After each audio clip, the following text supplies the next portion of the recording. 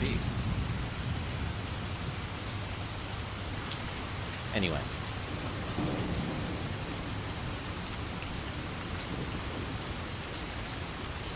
You're behind on the law. We rescued Bane. We saved Bane from the evil castle. Pretty sure is the last one. Our dear friend, Master Magician Bane. Rain is very loud. Rain looks okay my side. Make it a bit quieter.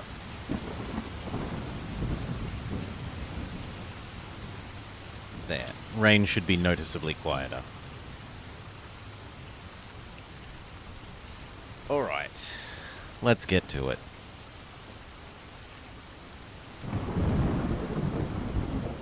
Actually, that looked like it made it louder somehow. Ah. Typo. 6.0, not 0.6. There we go. Now that's happy. 3, 2, 1. Hello and welcome to the Blobber Plays Lone Wolf Saga as part of our Lone Wolf Wednesday series. We are up to Book 15. The Dark, with a E on the end, Crusade. The story so far. Boop. It is the year MS 5076. The 26 years have passed since your brave kinsman perished at the hands of the Dark Lords of Helgedad. These champions of evil, who were sent forth by Nah, the King of Darkness, to destroy the fertile world of Magnamund, have themselves since been destroyed. You vowed to avenge the murder of the Kai, and you have kept your pledge.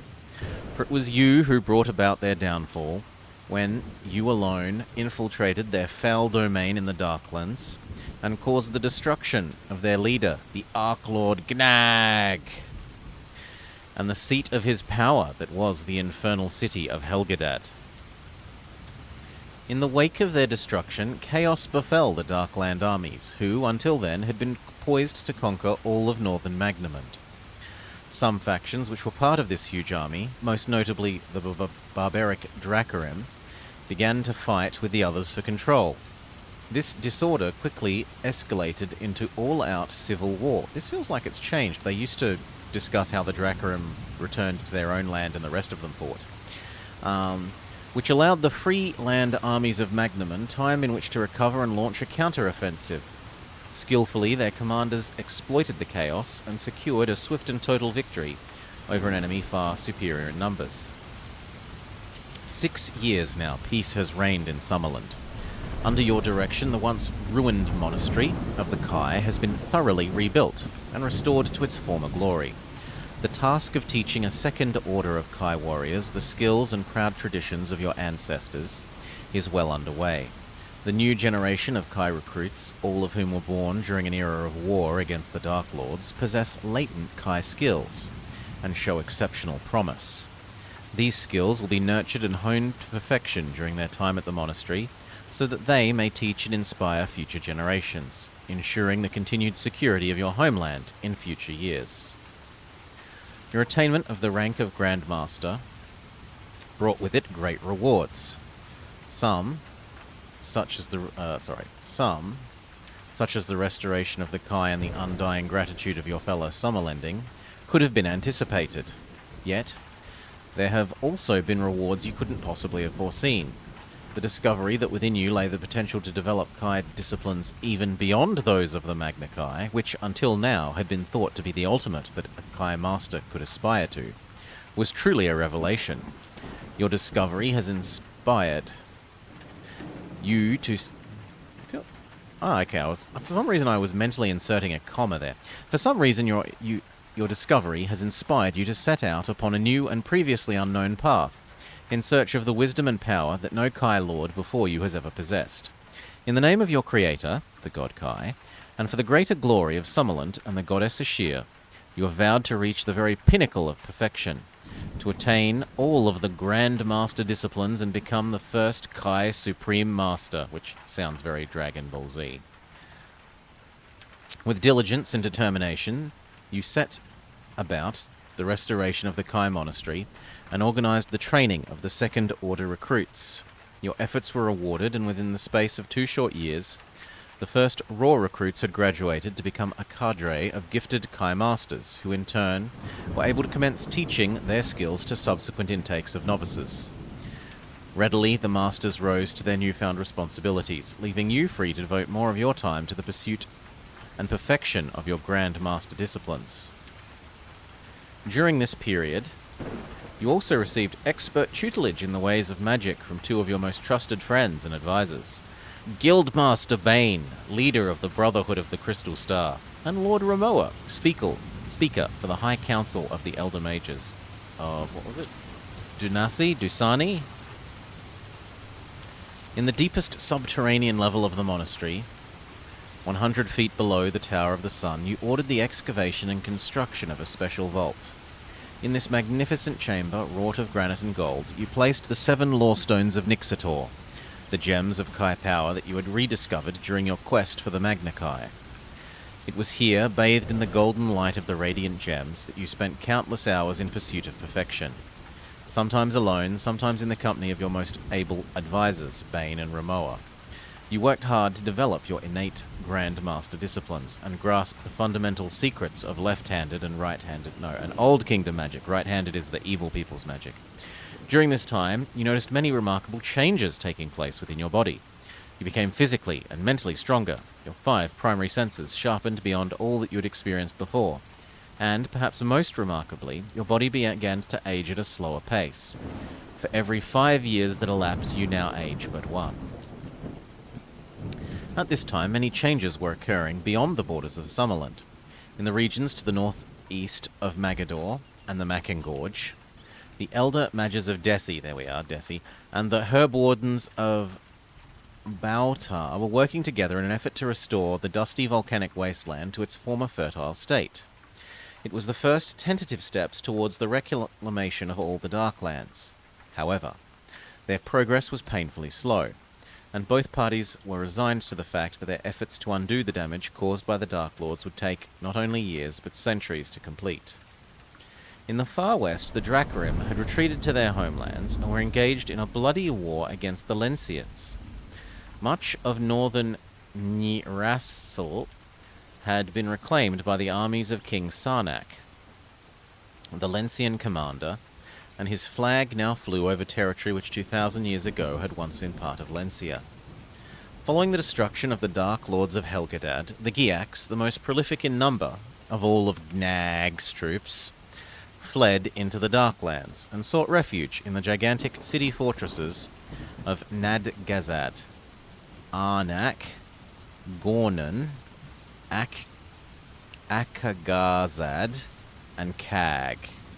Within each of these hellish strongholds, fierce fighting broke out as remnants of the Zaghash, the Lesser Dark Lords, and the Nadziranim, the evil practitioners of right-handed magic, who once aided individual Dark Lord Masters, fought for control. It is widely believed that by the time the Elder Mages and the Herb Wardens reach the walls of these strongholds, they will encounter no resistance, as the occupiers will have long since brought about their own distinction.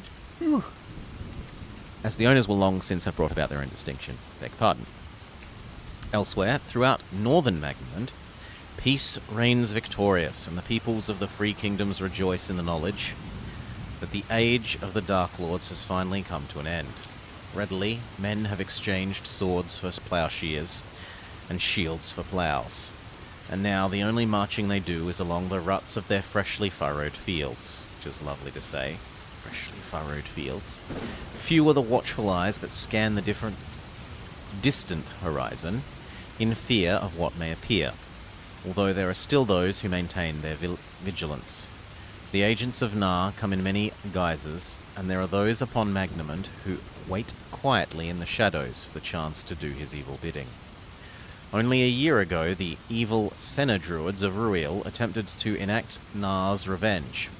Secretly in the laboratories of their foul stronghold of Moguruth, they labored to create a virulent plague virus capable of killing every living creature on Magnamund, save their own kind. Word of their terrible plan reached Lord Ramoa, who immediately urged the rulers of the Freelands to raise armies and invade. Hurriedly, they complied, but the invasion was a disaster. 7,000 fighting men entered Ruil, intent on storming the fortress of Moguruth and razing it to the ground. 7,000 marched into the Dark Realm, and only 70 emerged alive. The Sennas were within days of perfecting their ultimate weapon when you took upon the challenge and ventured alone into Moguruth. Despite overwhelming odds, you thwarted their evil plan, after several timeline resets, by destroying the virus and the means by which it was created. After emerging from Ruil triumphant, your quest fulfilled, you returned home to Summerland and the Kai monasteries, where you once again resumed your duties as Grand Master.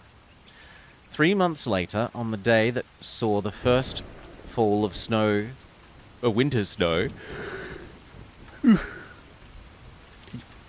you were visited by Lord Ramoa.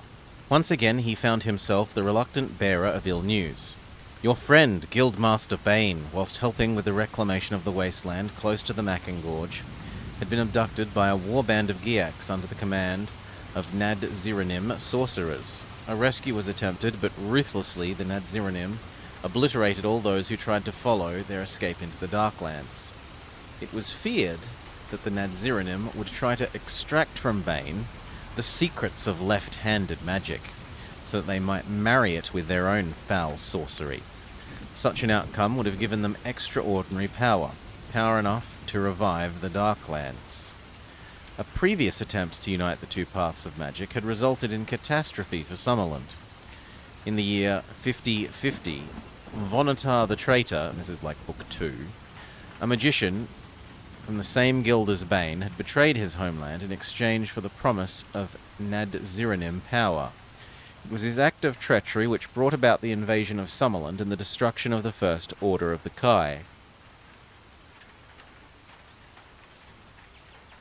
Bane's survival depended upon a swift rescue from Cag. Mindful of all that was at stake, courageously you volunteered to enter the city fortress alone, in an attempt to save your friend. We later stabbed him in the spirit world. In like book... I want to say 17, but we're only at 15. It was like the book before we killed the fly guy, or one or two before that. We went into the spirit world, and a bunch of people that we'd beaten before were somehow there, including that guy. He was leading them, and we had to killificate him to escape.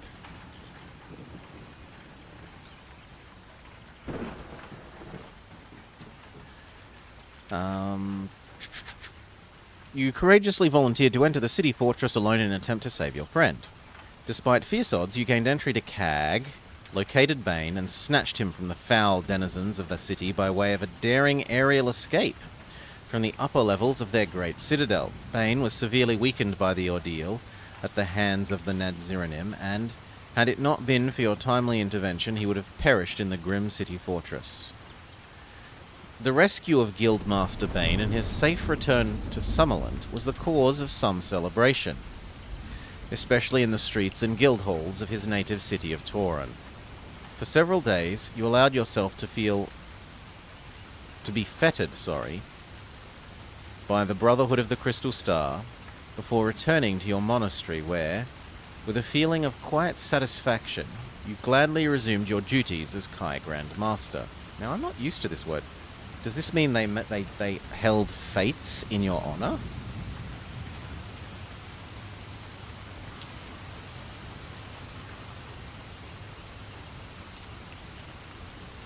To honor or entertain someone lavishly. F-E-T-E is a verb. Yeah, I was thinking of fate, like... Here you'd have, like, winter fate, or summer fate, or harvest fate.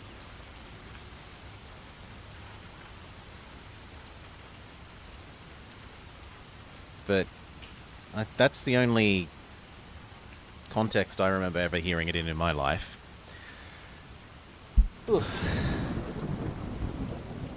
No. We have only started fairly recently, about 10 minutes ago, Salar. Okay, so they fated us. I might be pronouncing wrongly. We returned and started our duties. So the year ended and another began. Yet even before the snows of winter had begun to thaw, you are precisely on time, Salar. As a wizard, as a powerful wizard, you arrive precisely when you intend to. Yet even before the snows of winter had begun to thaw, once again your unique skills were being sought in the relentless struggle against evil. This time the plea for help arrived by way of a foreign ambassador, a special envoy who had travelled thousands of miles from the court of King Sarnak of Lencia. They warred against the Dracarim, who were under the command of Magnaan. They love their double A sounds for enemies. Gnag. Magnaan. The High Warlord of Dark had stagnated ever since the onset of winter, and recently the whole campaign had taken a turn for the worse. The Lencians learned that Magnaan had undertaken a quest for the Doomstone of Dark, an artifact of legendary evil, which could have also had an E to go with dark.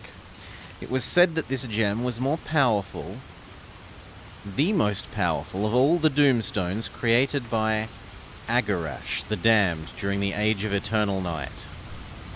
Before the demise of the Dark Lords, this Doomstone had rested in the head of the Nearus Scepter, a magical weapon wielded by Dark Lord Dakushna, Lord of Zagorst. Oh no, sorry, Kagorst, not a Z. Kagorst. In the chaos that followed the wake of Dakushna's destruction, the nearest scepter was lost. Actually, sounds like somehow the rain has gotten louder. Boost up our making the rain quieter a little bit more. The nearest scepter was lost, though many secretly believed it to have been stolen by one of Dakushna's Nadziranim sorcerers. Some months later, during the war in Nearus, the scepter reappeared, but the Doomstone was missing from its setting atop the scepter's platinum haft. We fear that Magnaan is close to finding the Doomstone of Dark, said the Lencian envoy. Already he possesses the scepter's haft. My liege, King Sarniak beseeches you, Grand Master Lone Wolf, to come to our aid. Help us find the Doomstone and thwart Magnaan's plan, for if he successfully reunites the Doomstone and the scepter, he will command a power capable of our undoing.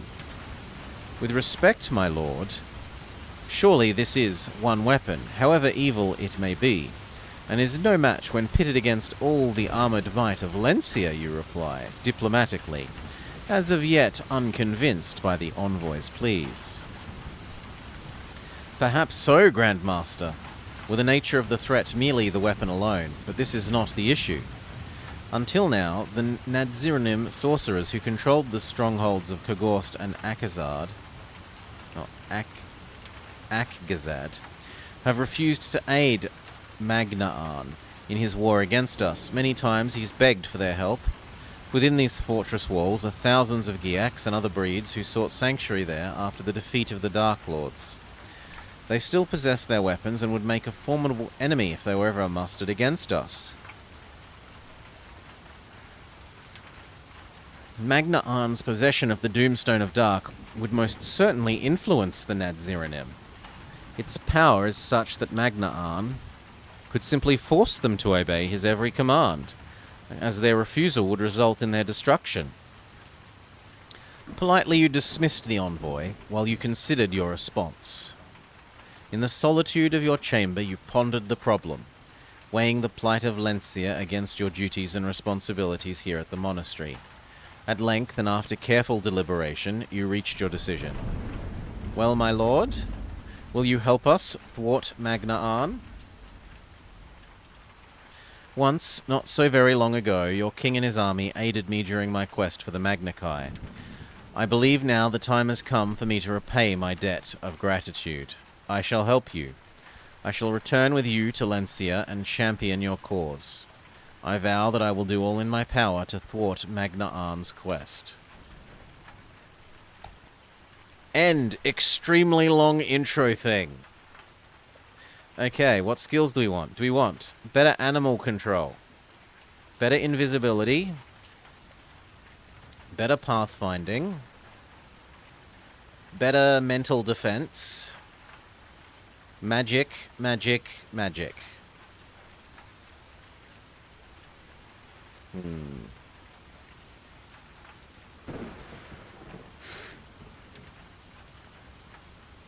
Well, actually, this isn't magic. This is short range. Send out your spirits to do investigations, but it essentially is usually just used like a short range vision magic. I kind of think getting the mental screening, mental defense. We get to add another weapon to our list of Grandmastered ones, even though I feel like we did this last time and we picked sword and it hasn't remembered.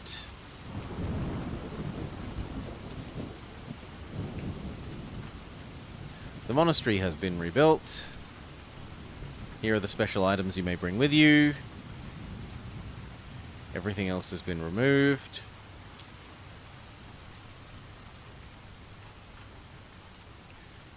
Do I want 2 quivers? We can probably get rid of an empty quiver. I don't think the statue will be useful. We'll keep the extra bow skill thing. That helps. And it doesn't cost an inventory slot anyway. The dagger is a useful backup item.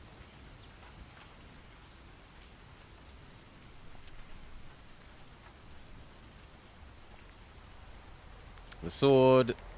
The silver helm. No, that all looks good.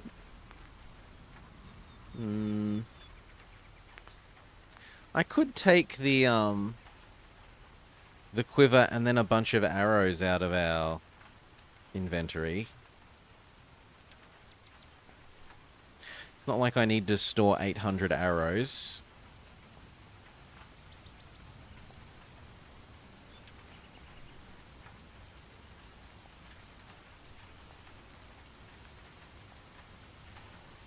Sure, done. Money. Save some more money. I understand. Here is your free stuff.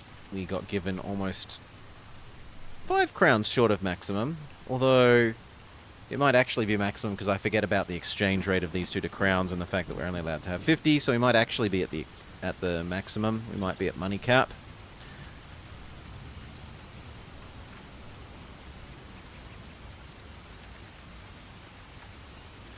We will take healing potion. And then out of these, I don't think I need the keys anymore.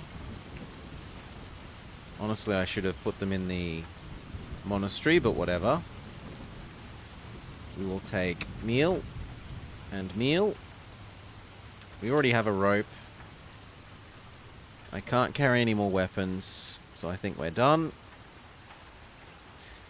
The usual thing about no matter how poorly you've rolled on health or health or attack skill, if you are wise and fortunate, you should be able to get to the end of the quest. 1 sec.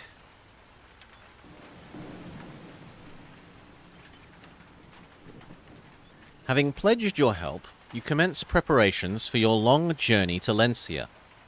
You have many things you wish to attend to before you depart, and so you invite Lord Florus, the Lencian envoy, to enjoy the hospitality of the monastery for a few days in order that you might settle your most pressing obligations. To your surprise, he declines your invitation and insists you leave at once. He is anxious to return immediately to his distant homeland. Respectfully, he reminds you that time does not favor your quest. By ship and by horse, his journey to the monastery took more than a month. And with Magnaan already so near to finding the Doomstone of Dark, he fears that more delays might prove disastrous. Mindful of the great distances that needs to be traversed, you dispatch a journeyman to Tauren.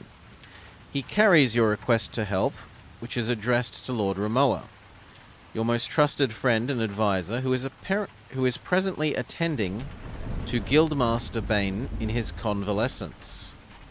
Early next morning, Lord Ramoa arrives at the monastery in person, aboard the vessel that is to be your answer to the present dilemma. Skyrider, Bane's flying ship. Warmly you greet your old friend and introduce him formally to Lord Florus. You two talk at length about the war in the West, and Ramoa concludes the discussion by voicing his approval of your decision to go help the King of Sarnac. Sarnac, no I. He offers some final words of warning. Be in no doubt, Grand Master. This mission you have chosen to fulfill will be perilous as any you've undertaken before. Magnaan is a cunning adversary, and the stone he seeks to possess is a deadly weapon. Do not underestimate your enemy, as should he succeed, I will fear the lands of Western Tenerius will never be at peace.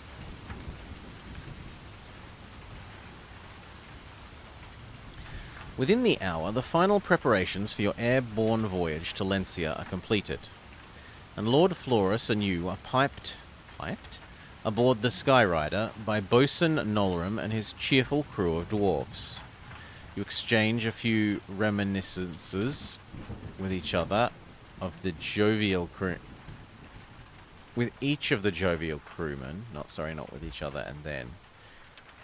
And cannot help but smile when they tell you how proud they feel to have been given the chance to serve you once more. Nolram takes the helm, and you sense a vibration run down the length of the deck as he coaxes the craft's powerful engine to life. Lord Florus joins you at the prow, and together you wave a farewell to Ramoa and your fellow Kai as stealthily the Skyrider ascends into the crisp, wintry sky. With a sudden surge of power, the keel clears the battlements of the Tower of the Sun, and swiftly the monastery and then its inhabitants recede into the darkness. You and your companion are escorted to a warm cabin at the bow, which has been prepared for your passage. Well stocked with provisions, and especially across the grand oak table, you find several maps of northern Magnamond. Aided by Lord Florus, you study the maps and use them to chart a course to the Lencian city port of Vidira. Actually, let's go look at our map. Is our map still showing us in Magnamond, or are we already... No, we have a new map. So what do we got? We've got Xynodog. Zandzi, they love their Z names. Zandhessa. Zeggazad. Gagheza. Zaldia. Aztardat. Sounds like TARDIS. So over here, the coastal city of Zanoheza. And then down here, I don't know who this is. Maycastle.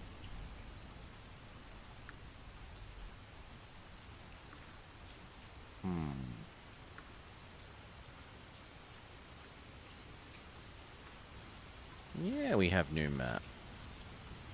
The swamps are interesting.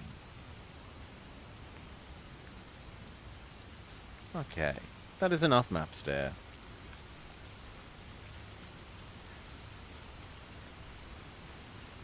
By your calculations, it will take 30 hours for the Skyrider to reach its destination.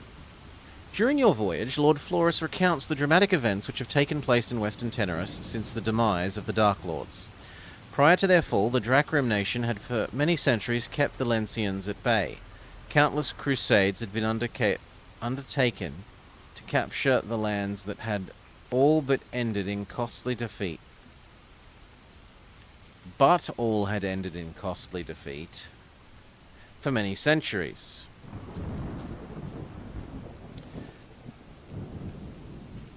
Countless crusades have been undertaken to recapture their former lands, but all ended in costly defeat for the House of Sarnek. 2 years ago, the tide finally turned when the king launched an invasion across the Gulf of Lencia into the lands of Zaldir and Nirus. The boldness of this strategy and the unpreparedness of his enemies combined to win him many victories in the early months of the war. Much of Zaldir and all of northern Nirus were taken and held by his conquering knights, and now the battle lines are drawn diagonally across the center of Nirus. From Lanklanag to the shore of the marshland forest, Lake Lanag marshland forest. Are these actually shown on here?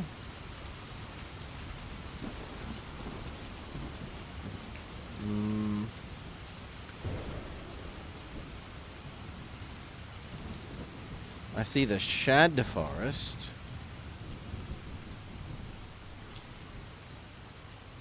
But I don't see the marshland forest.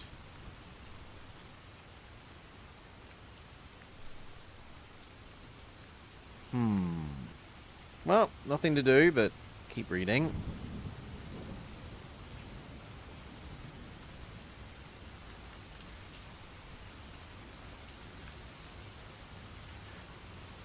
However, King Sarnak cannot lay claim to the total victory of the south, for the cities of Shipida and Dark have defied all his attempts at capture.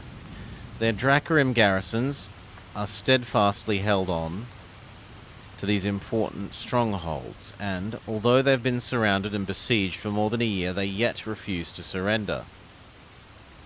At present, the war is focused around the towers of Hokidat and Konozod, says Lord Florus, tracing a circle around their location on the map with the tip of his index finger.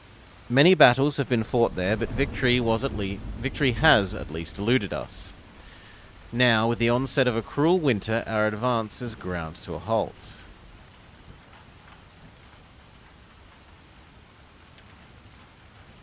Maintaining the sieges of Shipda and Dark has drained us of troops and the resources that would have been put to better use in the north. To compensate for the shortage, the king has employed many companies of foreign mercenaries to reinforce his army in the field. But their services are expensive and the campaign proves costly, both in revenue and lives. The king is hard-pressed to pay for their continued services.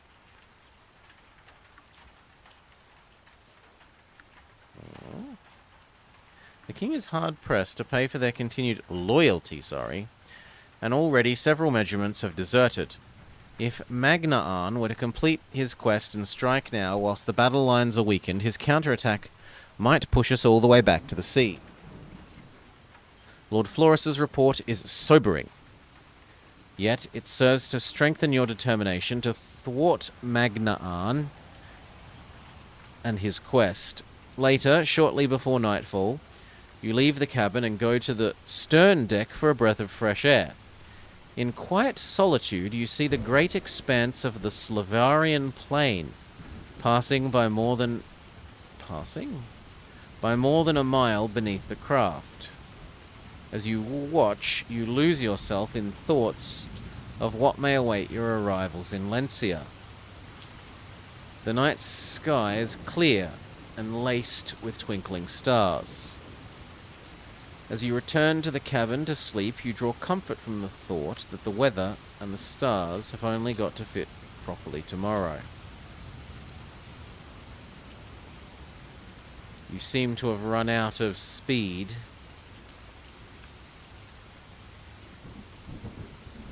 Sorry, and the stars seem to see fit to help speed your knight's passage to Videra. Somehow I was reading that wrong in my head. 257. You rise at dawn and peer out of the cabin's porthole to be greeted by a wondrous sight. The Skyrider is now flying west along the Tentrius, the great divide which parts the two continents of Magnamund. You are soaring more than a mile above the blue-green waters which shimmer in the early morning sun. Sunlight is also reflected from the snow-capped mountains. Peaks of the Great Boar and Boradon, wow, how original, Boar and Boradon mountains, which rise up on either side to form a gigantic corridor of unyielding stone.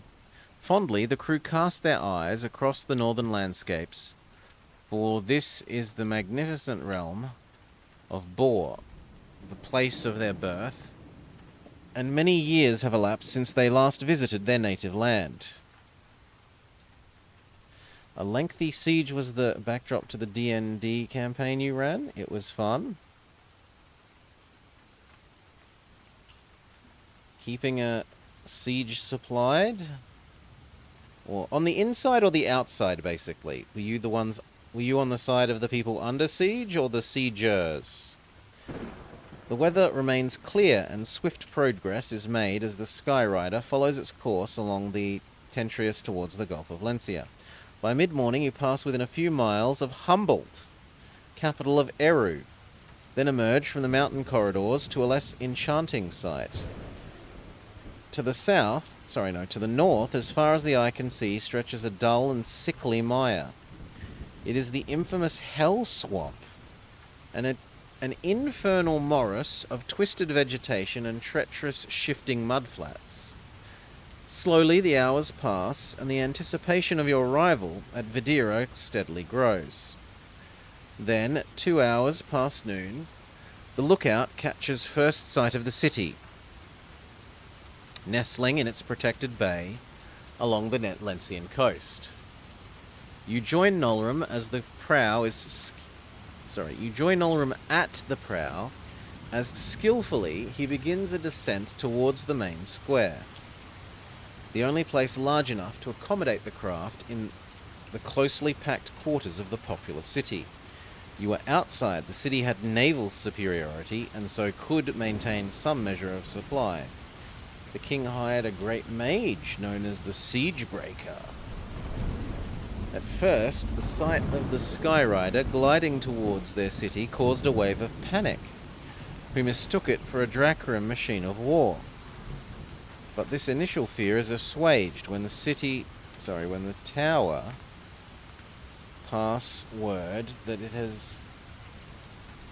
the mask is bearing a Summerland flag. Upon landing, masses of curious citizens surge out from the surrounding streets to form a ring of bodies around the ship's keel. When a troop of armoured guardsmen push through the crowds and the air is filled with the buzz of their excited speculation. After a brief consultation with Lord Florus, they escort you both to the High Council. No, to the Videra capital for an immediate audience with King Sarnak. Straight to talking to the big boss.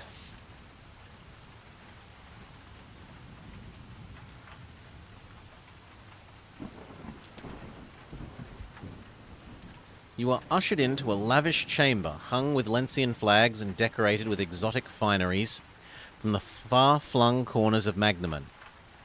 All around, guardsmen stand rigidly at attention, their eyes watchful and unblinking behind their silver visors as you approach the high-backed throne which dominates the center of the room. There, before you sits King Sarnak, his silver-grey hair framing a benign face that is still lean and firm despite advancing years. "Welcome, Grand Master," he says. It'd be really awkward if he ended up being the bad guy with that voice. As he rises from his throne and offers his hand in friendship. "I prayed that you would come to Lencia only to help in the defeat of that cur." Magnaan. But I didn't imagine that you would arrive so quickly. You are most welcome. Gladly you acknowledge the king's greeting, and after he has commended and dismissed Lord Florus, you adjourn to meet. I want to say meet with him, but you adjourn with him to an antechamber where he tells you about the mission ahead. The latest report from my spies and scouts in the north says Magnaan is presently at his army headquarters in Shug Kona. Dracarim have been seen completing I want to say a ritual. Have been seen combing the region of the Tozaz forest 50 miles to the north of his headquarters. We think that this is where he believes he'll find the Doomstone of Dark. There are not many mages' temples in the area, so perhaps he is harboring one.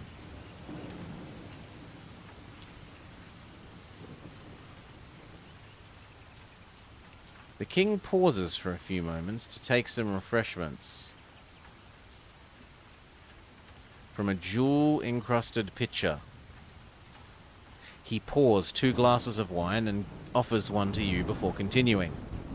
Gratefully, you accept. Morning, Maury. And politely you sip the rare vintage whilst listening to the king's plan of action. Grand Master, he says, fixing you with his powerful gaze. If you are to thwart Magnaan, you must travel to Shug Kona and seek him out. He must be killed, or failing this, the infernal Doomstone must be destroyed before he can use it against us. Secrecy is paramount if your mission is to succeed. No attempt to approach Shug Kona directly should be made. The lines of battle are drawn up to within 50 miles. And of the stronghold, and the region is alive with Dracarim. Yet there is still one means of approach that one might attempt.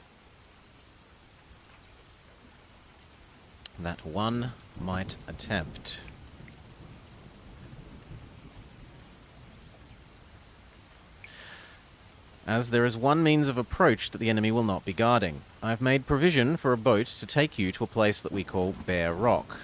It lies on the river Gorneni and is only 30 miles from Magnaan's headquarters. There is a complication, however. To reach the river, you must first enter the Hell Swamp. The thought of venturing into the terrible mire fills you with a cold dread, for the Hell Swamp is notoriously perilous. King Sarnak recognizes your apprehension and quickly tries to assuage your fears.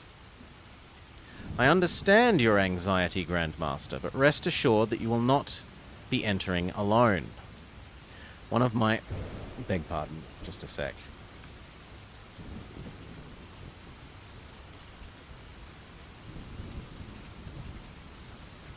One of my finest officers will be your guide throughout this mission. He has scouted the route before and knows how to avoid many dangers. Once you reach Bear Rock, he will guide you through the forest to Shug Kona. There you must find out where Magnaan is, and do... Oh, I'm sorry again.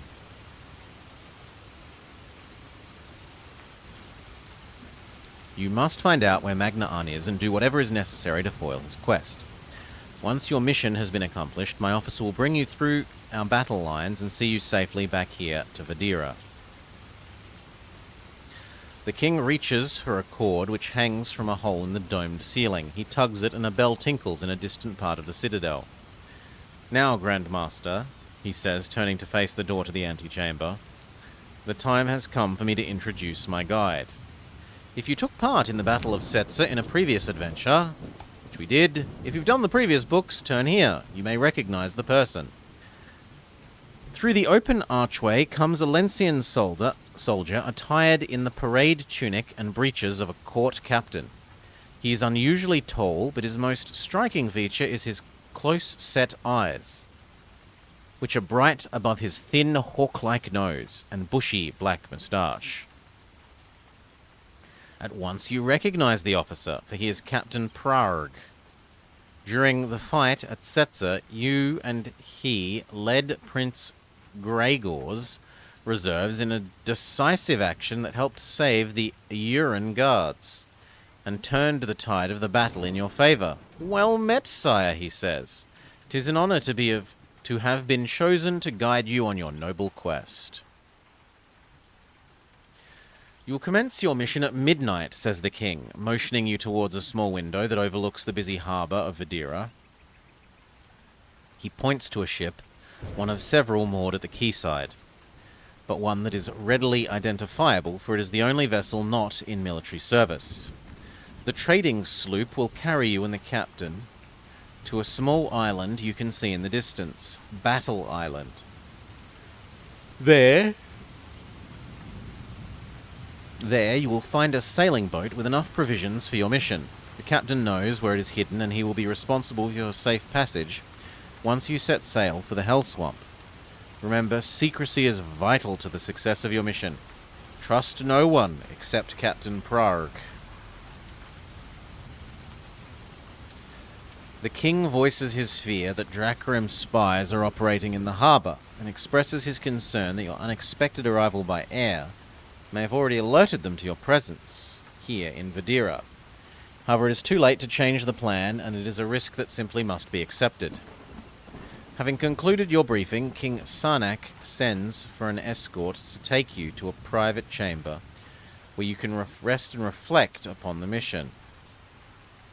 Later that evening, you and Captain Prarg are smuggled out of the citadel via a secret passage which leads directly to the harbour.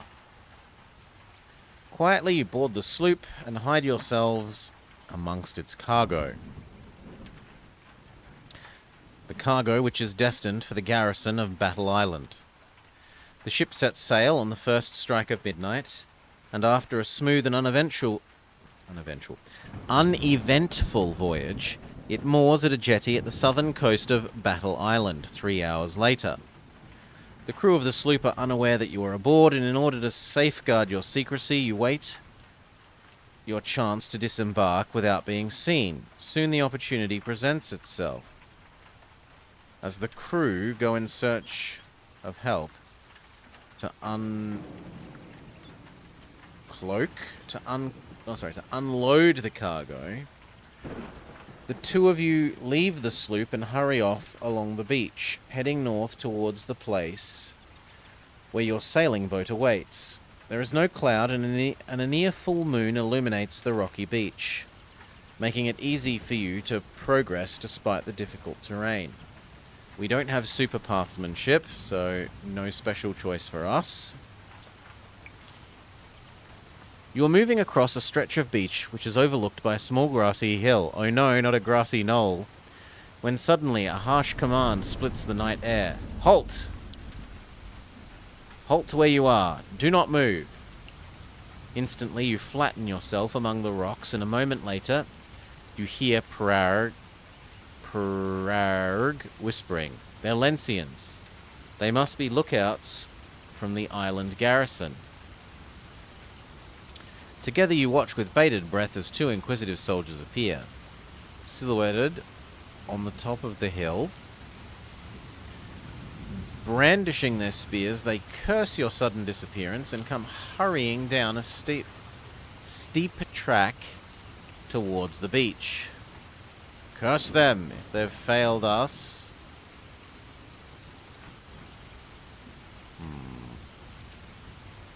If they ever find us, we'll get poisoned. Sorry. If they ever find us, the whole garrison will get to hear of our mission even before it has properly begun. We don't have advanced invisibility, so we don't get to ultra invisible. Follow me, shouts Prarg, and before you can stop him, he's on his feet and sprinting away. Hurriedly you follow, with the lookouts shouting wildly in your wake. Halt, they scream. Halt, or we shoot. There is the sound of bowfire, and two arrows hit the rocks and clatter close by your feet. Although clutter works as well as in that sentence. You invoke your Magna Kai skills of invisibility to keep you safe, but your discipline does not extend to Captain Prague, who is less than an arm's length ahead of you. Then your senses tingle anew, drawing your eyes towards a ridge less than 30 yards from the beach. Standing there, clutching loaded crossbows, are two more Lencian lookouts. "Beware!" you cry to Prague, but already the Lencians are prepared to fire at your fleeting forms. Pick a number from the random number table, and it looks like there's a total fail. We do not super total fail. The iron-tipped bolt comes screaming towards you, but your swift reflexes are more than a match for these deadly missiles. You open your hand and thrust your palm into Prague's back, pushing him forward and saving his life from the first bolt.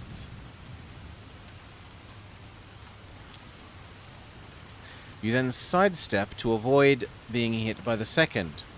The lookouts fumble with their crossbows, desperate to fire again. But before they can reload, you have disappeared along the beach. Shortly, you reach a small secluded cove where Captain Prague discovers a rusty anchor. It is a landmark left on purpose by agents of King Sarnak to point the way to the cave where they have left your boat and provisions. You find the cave, and together you haul the boat down the beach and raise its coal-black sail before pushing it out onto the icy waters of the Tentarius.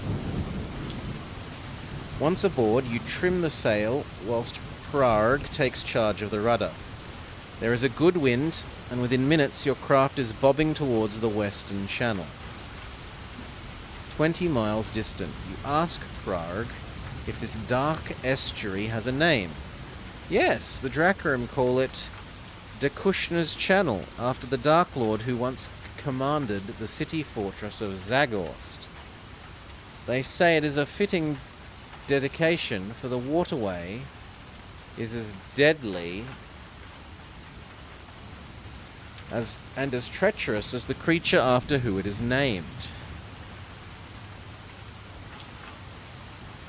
Dawn breaks as you sail into the estuary of Dakushna's Channel.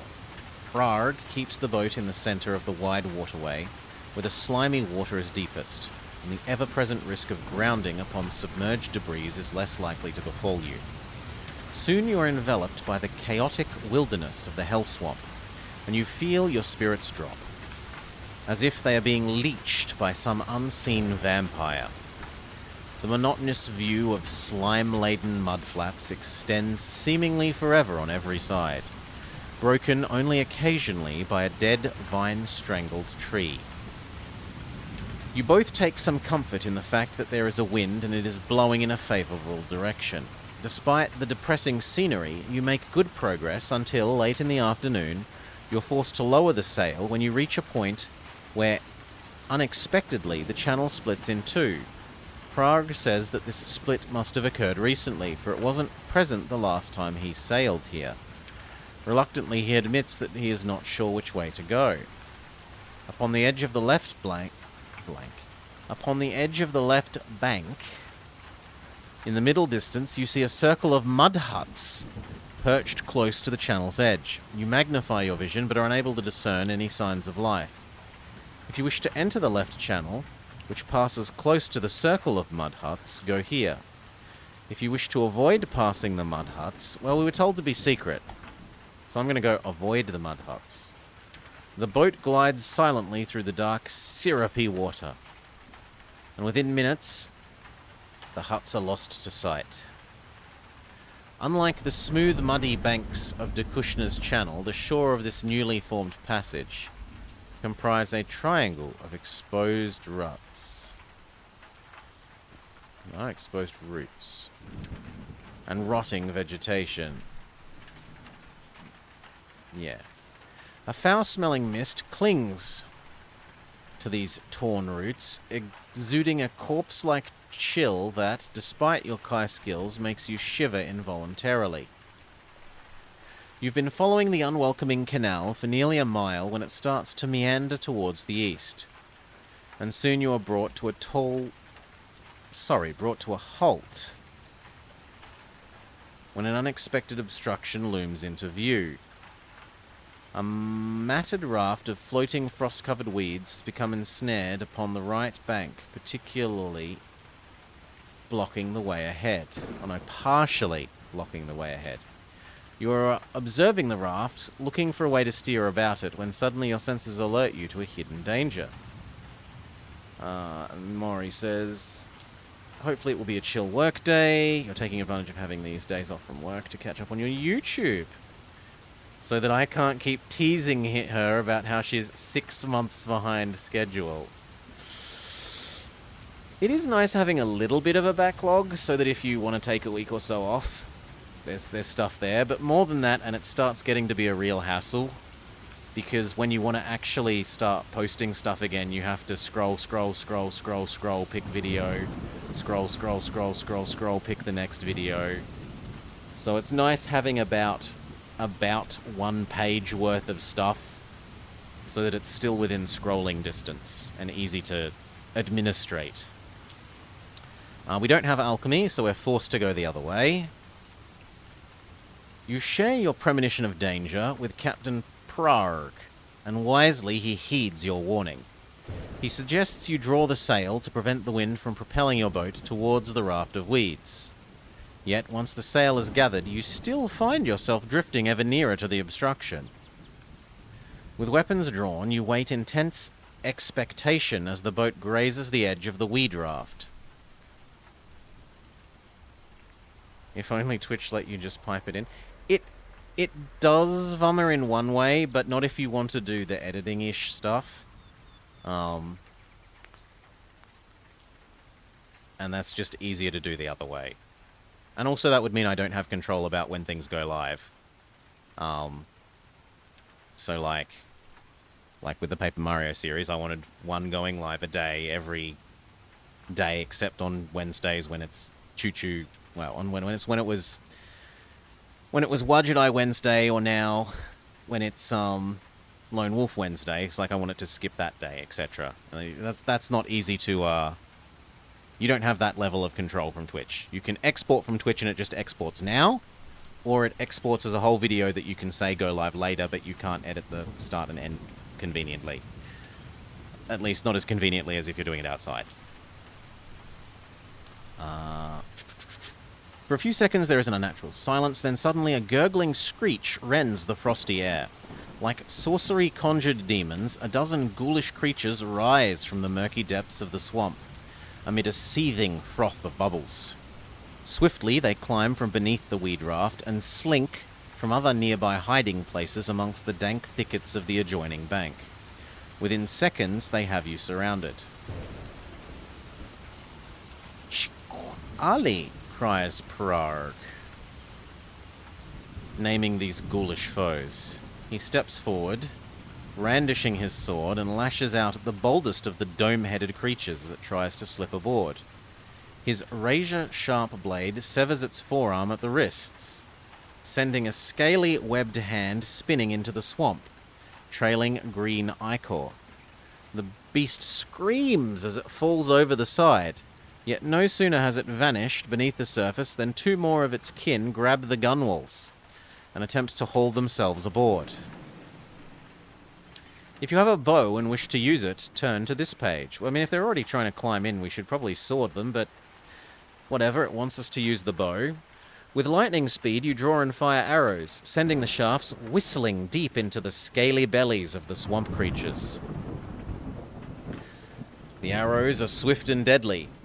The Chquali screech in unison and throw their arms wide as they are hurled backwards into the mire. You string another arrow and glance over your shoulder at your companion, who, having lost his sword, is grappling with one of them in a desperate hand-to-hand combat. The fight is going badly for Prarg.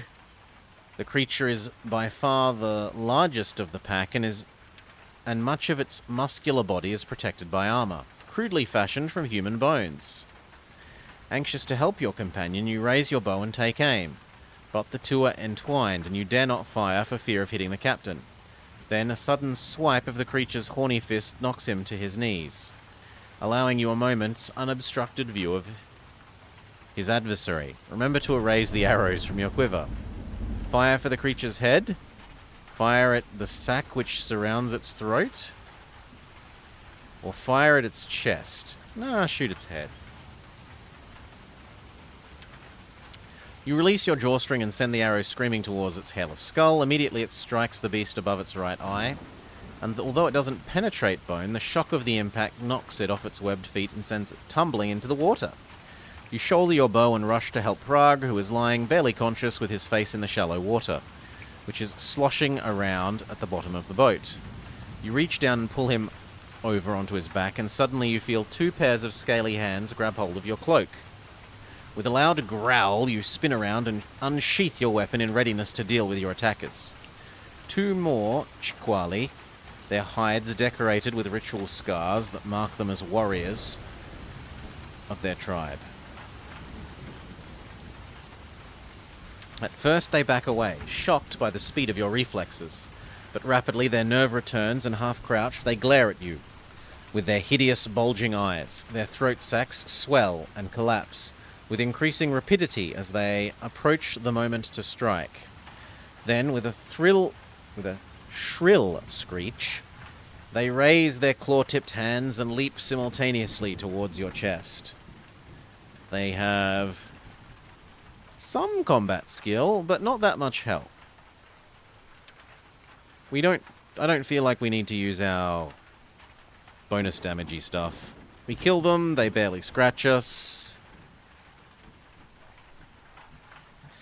As your slain enemies kneel over backwards and splash into the mire, you roll Prague onto his back, then watch as the remaining Chikwali, now leaderless, turn away and disappear as quickly as they'd come, slapping back to the cold, safety of their hiding places beneath the surface. Silence returns, and for a long moment you stay alert, suspecting some new trickery, and slowly you relax as it proves that they have gone. Aided by your healing skills, Prague makes a speedy recovery from the battering that he sustained in combat. The boat, too, has survived the attack, and you're able to continue without further delay. As soon as you pass the obstruction, you hoist the sail and catch the prevailing wind, which propels you northwards along the channel beyond. You are hungry now and must eat, unless you possess Ultra Super Giga Hunting, which we do.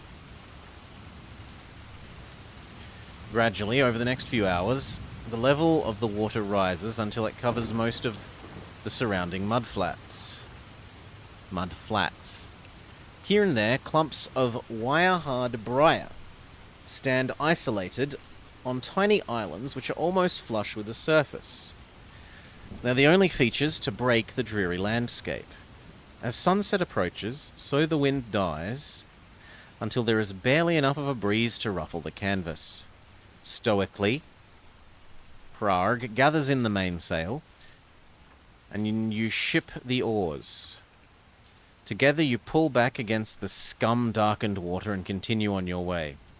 Watchful of the current, for this will indicate your approach to the river Gorneni, but the water is so thick with silt and slime that neither of you can be certain of its direction, or even of its existence.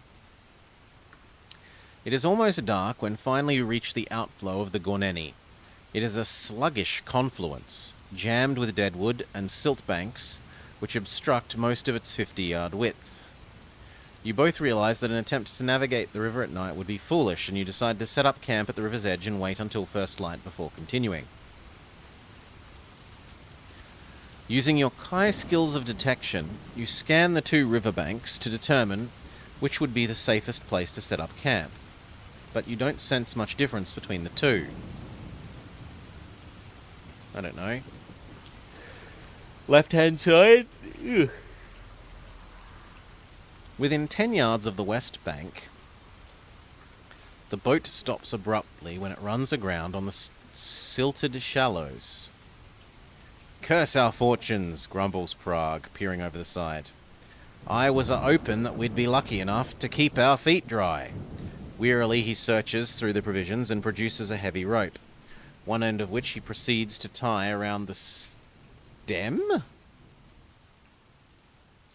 Shouldn't it be stern? While you stow away the oars. Then together you slip into the cold, knee-deep mud and begin the laborious task of hauling your boat towards dry ground. You encamp on a strip of frozen loam and use the upturned boat as a shelter from the elements. As night falls, so too does the temperature. You cast your experienced eye across the darkening skies and see banks of cloud, heavy with snow, scudding the distant horizon. They are an unwelcome sight, the precursors to a winter storm. Hrarg volunteers to sit first watch. Mindful that his need for rest is greater than yours, you insist that he be the first to get some sleep. For 4 hours you sit and scan the bleak horizon, your mind filled with unanswered questions about the mission and the dangers that you have yet to face. While you ponder what may await in your future, you remain watchful and alert, for the risk of an attack by the denizens of this swamp is ever present. Fortunately, the cold dissuades them from leaving their lairs tonight, and your watch passes without incident.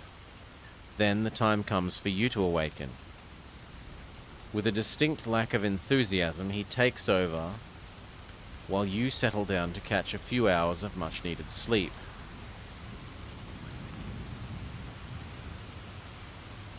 Hrarg awakens you shortly before dawn. It has been snowing during the night, and the boat is covered with a thin layer of crisp white flakes. As you open your eyes, the cold air brings you swiftly to your senses, its sudden, unexpected chill making you shiver violently.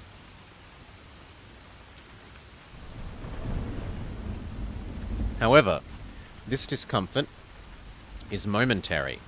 Your Magna Chi skill of Nexus rights the imbalance, and a comfortable warmth returns to your frozen limbs. Carefully, you step from beneath the boat and cast your eyes across the marsh, which borders the river, and is now completely white. Tracks in the snow betray the nocturnal passage of several swamp creatures, though none are too large as to cause you undue concern. Hrarg unpacks some provisions, and after a breakfast of dried meat, potatoes, ale, and blue cheese, you prepare the boat for your long voyage up the Gorneni River to Bear Rock. By mid-morning, the snow has returned, and your progress is soon hampered by a whipping wind that blows persistently in your faces. Shielded by your innate skills, the sub-zero temperature causes you little concern, as you tirelessly work the oars, but Hrarg is not so fortunate, and as the hours pass, the cold saps his strength and is unable to continue rowing. You take over, rowing single-handedly, whilst your guide, swathed in blankets, mans the rudder and acts as your pilot, piloting you through the narrower sections of the Gorneni. You reach Bear Rock shortly before dusk. The landmark is a massive granite boulder, weather-worn in the shape of a huge bear, standing upright with its forepaws extended. It is a position on the west side of the Gorneni and overshadows a sheltered cove formed where, over the centuries, the river had undercut the bank. Here you bring the boat. You bring it ashore and make camp for the night. Over your evening meal, you discuss the next leg of your mission. In the morning, you will hide the boat before setting off cross-country towards Magna Arn's headquarters at Shugkona. 50 miles of dense timberland separate you from this town, and under the current conditions, you estimate it would take at least 2 days to reach. If you have animal mastery, you may turn here. If you do not have animal mastery, go here. We do not. Having finished your evening meal, you are faced with a difficult decision. Who should take the watch? Both of you are very tired, and after a whole day's rowing, you are less than enthusiastic about the prospect of trying to stay awake. I will volunteer for first watch because I was less affected by the cold. Prague is understandably happy to accept the offer to stand first watch. He settles himself down to sleep in the relative comfort of the boat, and you pull your cloak about you as you climb on top of Bear Rock, where you begin a lonely vigil. For hours you sit on the windswept boulder, staring out through a curtain of swirling snow at the surrounding timberline. Despite your fatigue, you are alert, and your iron discipline pays off when, shortly before midnight, you sense movement at the forest's edge.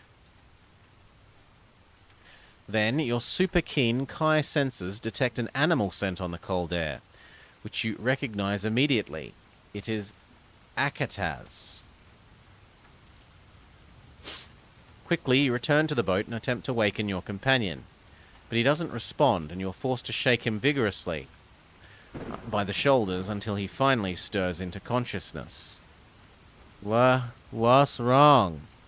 He mumbles as he struggles to free himself from your grip. Wake up, Captain, you retort. There's trouble coming our way. The word trouble galvanizes Prague into action. He throws off his blankets, unsheathes his sword, and follows as you lead the way up the riverbank. When you reach the crest, you see a dozen or more leathery black war dogs slinking out of the trees.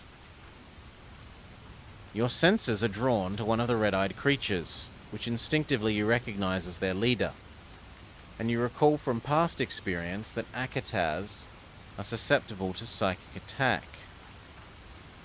Using your Magnakai abilities, you focus on the leading hound and prepare to launch a burst of psychic energy. Pick a number from the random number table. If you have Grandmaster Psychic Attack, add 4. We roll well enough that we don't get the really bad score. Your psychic attack penetrates its mind, causing it to yowl in pain and terror. The others halt in their tracks, visibly shaken by the horrible cries issuing from their leader as he rolls over and over and over in the snow. You sense that the pack is torn between its desire to satisfy its hunger and its instinct for survival. The instinct for preservation wins out, and one by one the dogs turn and flee for the safety of the forest. Confident that they will not be back this night, you return to the boat to catch up some sleep, while Prague begins his turn on the ground.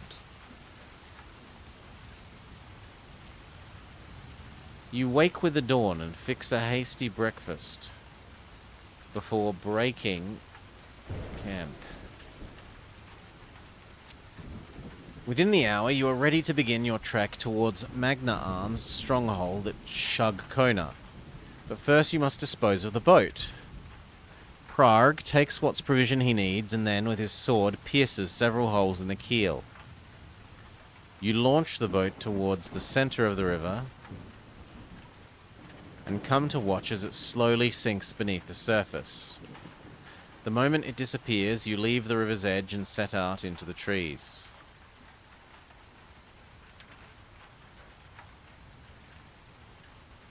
Deep in the forest, the snowfall is light because of the thick canopy of branches overhead, and you find the going easier than you had expected.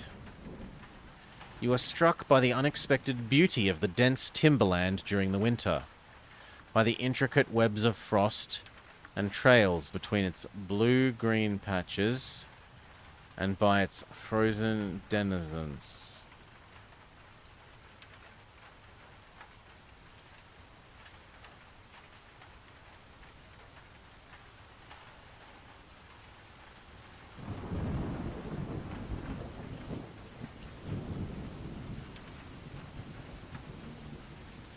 One sec, sorry.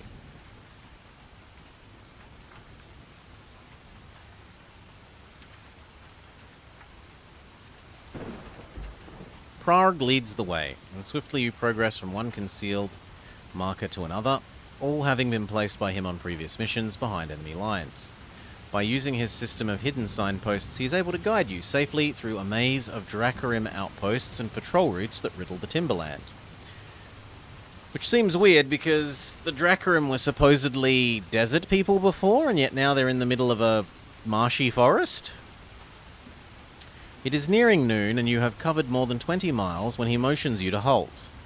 He's found something unexpected. Nailed to a trunk is a small rectangle of orange-coloured metal.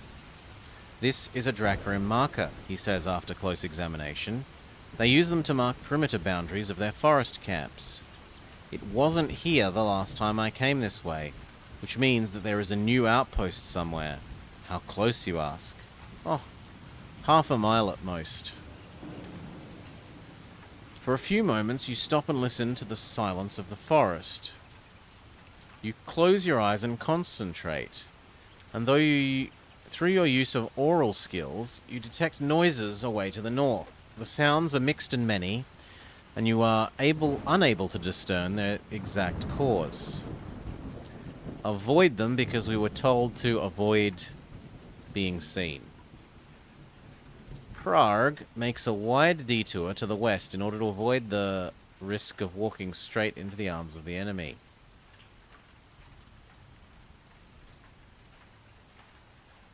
The detour takes you across a steep and rugged part of the forest, previously unexplored by your guide. And progress here is slowed dramatically. You have covered less than 6 minutes when the 6 miles, when the failing light and the increasing sightings of Dracarim patrols force you to halt and make camp for the night. From the safety of a tabletop 50 feet above the forest floor, you rope yourself to the trunk and begin settling down to sleep. You are hungry, and unless you possess ultra hunting, take 3 hit points of damage or eat. We do have ultra hunting. Prague makes a wide detour to the west to avoid the risk of walking straight into the enemy's arms. The detour makes you... The detour makes you pass across a steep and rugged part of the forest previously unexplored by your guide. And the progress here is slowed down dramatically. You have covered less than 6 miles when the failing light and... No. Okay, so we didn't turn the page. I thought I'd already turned the page. Blah! The night passes without incident, and you awake to a bright dawn, feeling refreshed by your long, uninterrupted sleep. Prague, too, has slept well, and he seems eager to start the journey to Shug Kona. Fresh snows have fallen during the night, and when you descend to the base of a tree, you discover several sets of footprints nearby. Your pathmanship senses tells you that they are little more than an hour old and were made by a Dracarim patrol. And then there are a different set of prints to the northeast.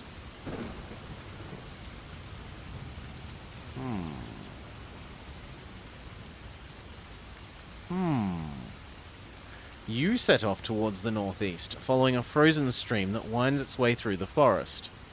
Like a glistening crystal serpent, luck and your Kai skills keep you safe from the Dracarim patrols, and by noon you find yourself approaching the outskirts of Shug Kona.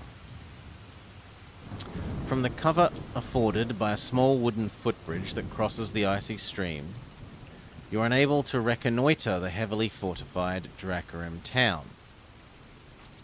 Log-lined trenches encircle most of the perimeter, fronted by pits filled with sharpened stakes to counter attacks by enemy cavalry.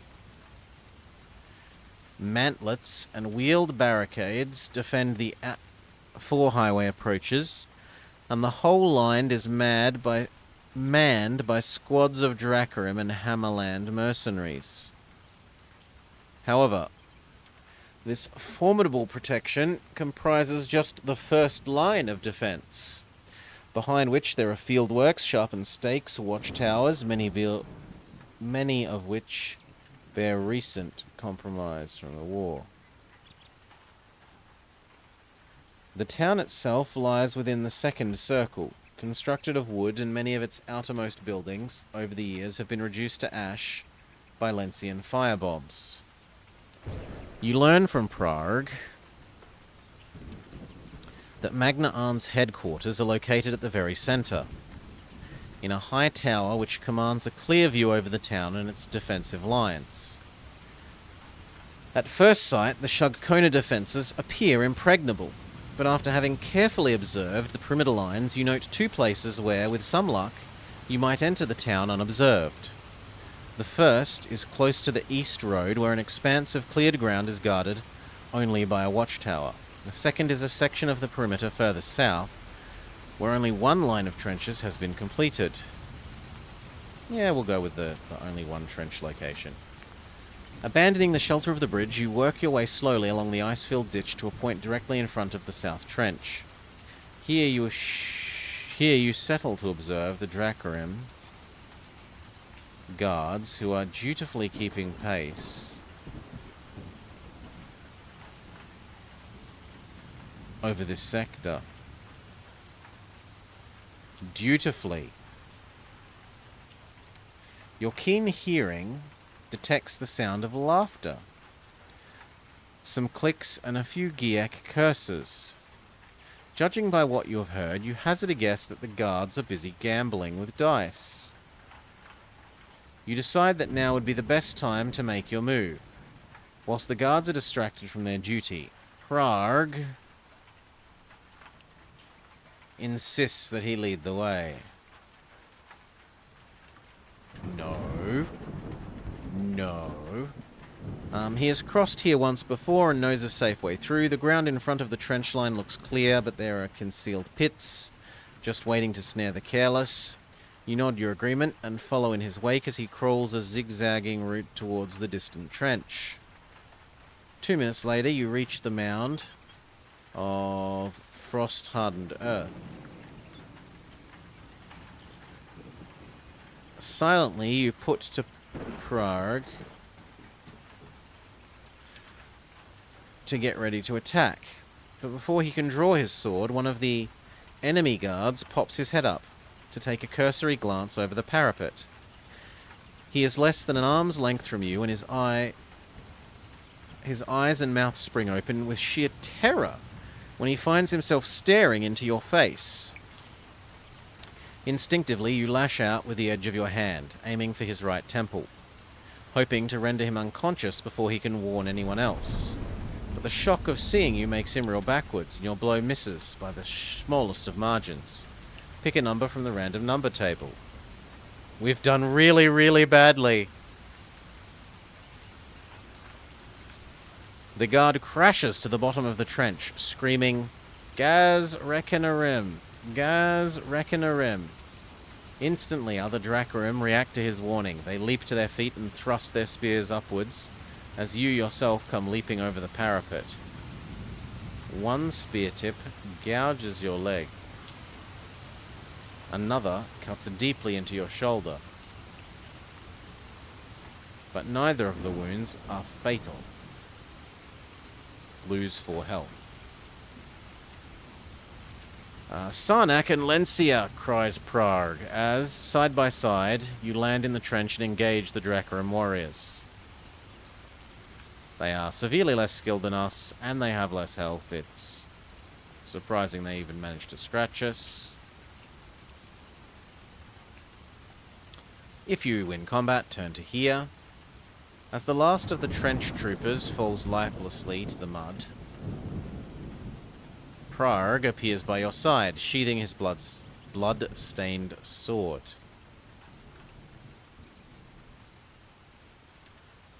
"Come on, sire," he says. "We still have the advantage. Best to press it.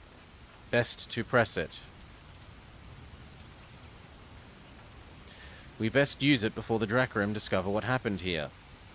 Keen to maintain the element of surprise, you quickly leave the trench and rush across the remaining strip of open ground that separates you from the town's outlying dwellings. Prague points ahead to an alleyway that lies sandwiched between 2 burnt-out hovels, and immediately follows as he rushes towards its shadowy entrance. The dark alleyway leads to a square where an age ago the Grand Masons of Lencia encircled a shrine dedicated to the goddess Ashia, High Priestess of the Moon. But now this square is, in common with all the rest of the town, bears little resemblance to that.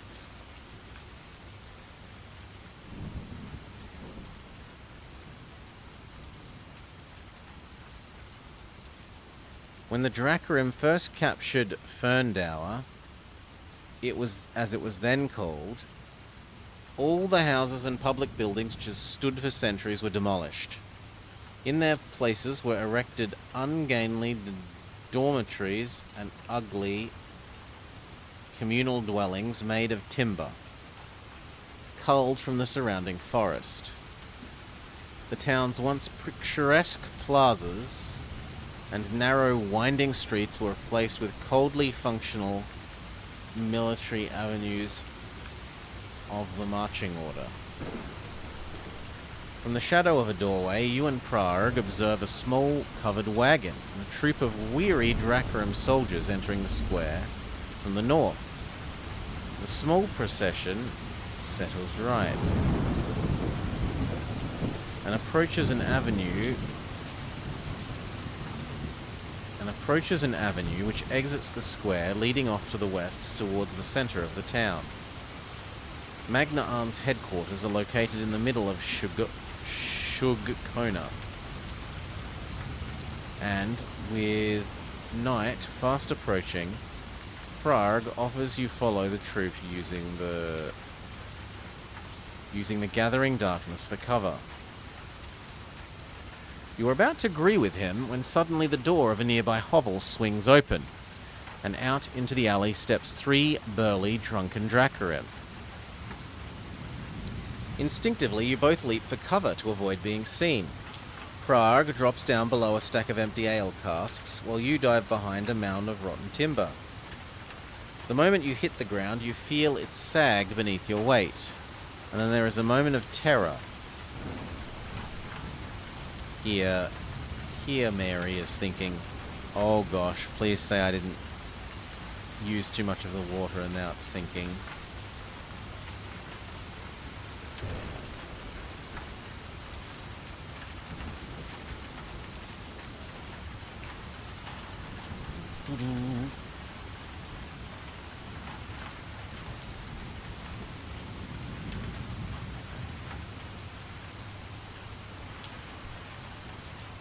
The moment you hit the ground, you feel it sag beneath your weight, and then in a moment of terror, the ground collapses and you fall headlong into darkness. You've crashed through the rot-infested timbers of a trap door into a damp and dingy cellar. Pick a number from the random number table. If you possess Grand Hunt Mastery, add 1. That's a pretty shitty bonus to add to the random. Like, normally these are bonuses of like 2 or 4. 1 is barely worth mentioning. But we roll really well, so you crash down upon a stack of ale barrels, which in turn topple and fall, pinning you beneath them. Despite your landing, your cat-like reflexes save you from sustaining any serious injuries. Lose only 1 endurance. At once, you try to extricate yourself from beneath the heavy casks, but a sudden sound causes you to stop and stare at the broken trapdoor. In the alleyway above, you hear the sound of struggles.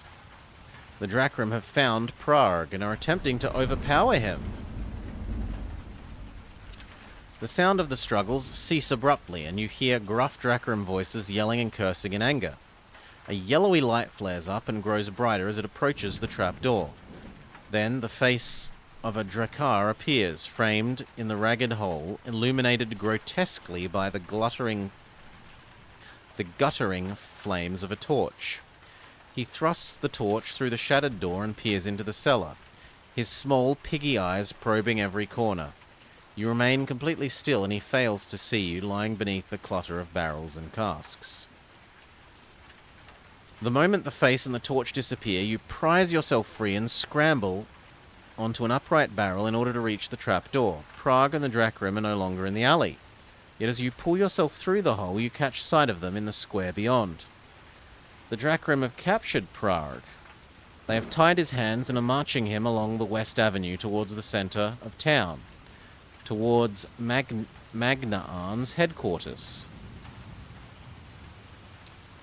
You clamber out of the cellar and set off after the Dracarim, with weapon in hand, determined to free your companion from their clutches. But as you hurry into the Western Avenue, you see that they've already joined with the troops who are escorting a covered wagon. The wagon has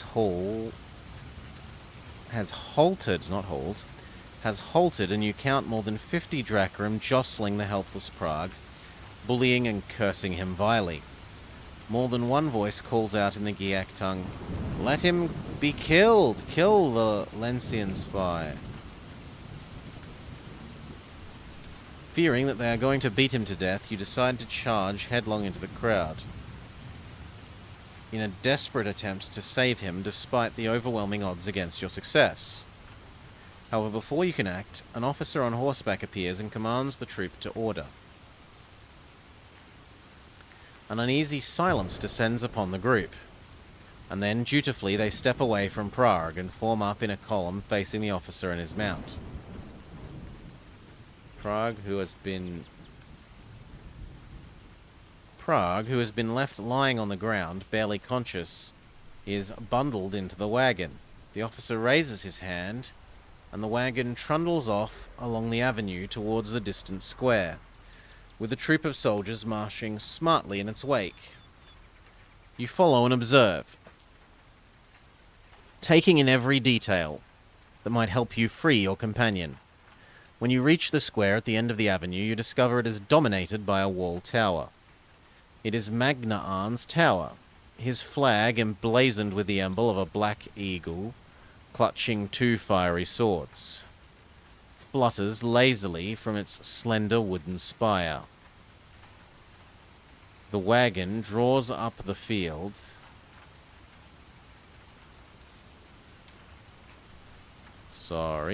The wagon draws up in front of a building adjacent to the tower, and Prague is dragged unceremoniously inside. Judging by the bars which adorn its windows and the armed guards at its entrance, you hazard a guess that this is the Shugkona jail. Patiently you watch the square for several minutes while you try to formulate a plan. The assembled troops are galvanized into action when an order from their officer sends them off in pairs to search the whole town for anyone else that's a spy. Several Dracarim come close to your location, and you are forced to seek somewhere else to hide. Looking around, you can see two dwellings that might be safe. A warehouse or a stables. No horses warehouse. You enter the warehouse through a broken window and soon find a hiding place among hundreds of rolls of canvas that are being stored on the ground floor. Periodically, Dracarim enter and search the length and breadth of the building, yet they fail to detect you. While you are hiding from their search parties, you consider your companion's plight and grow ever more fearful for his safety.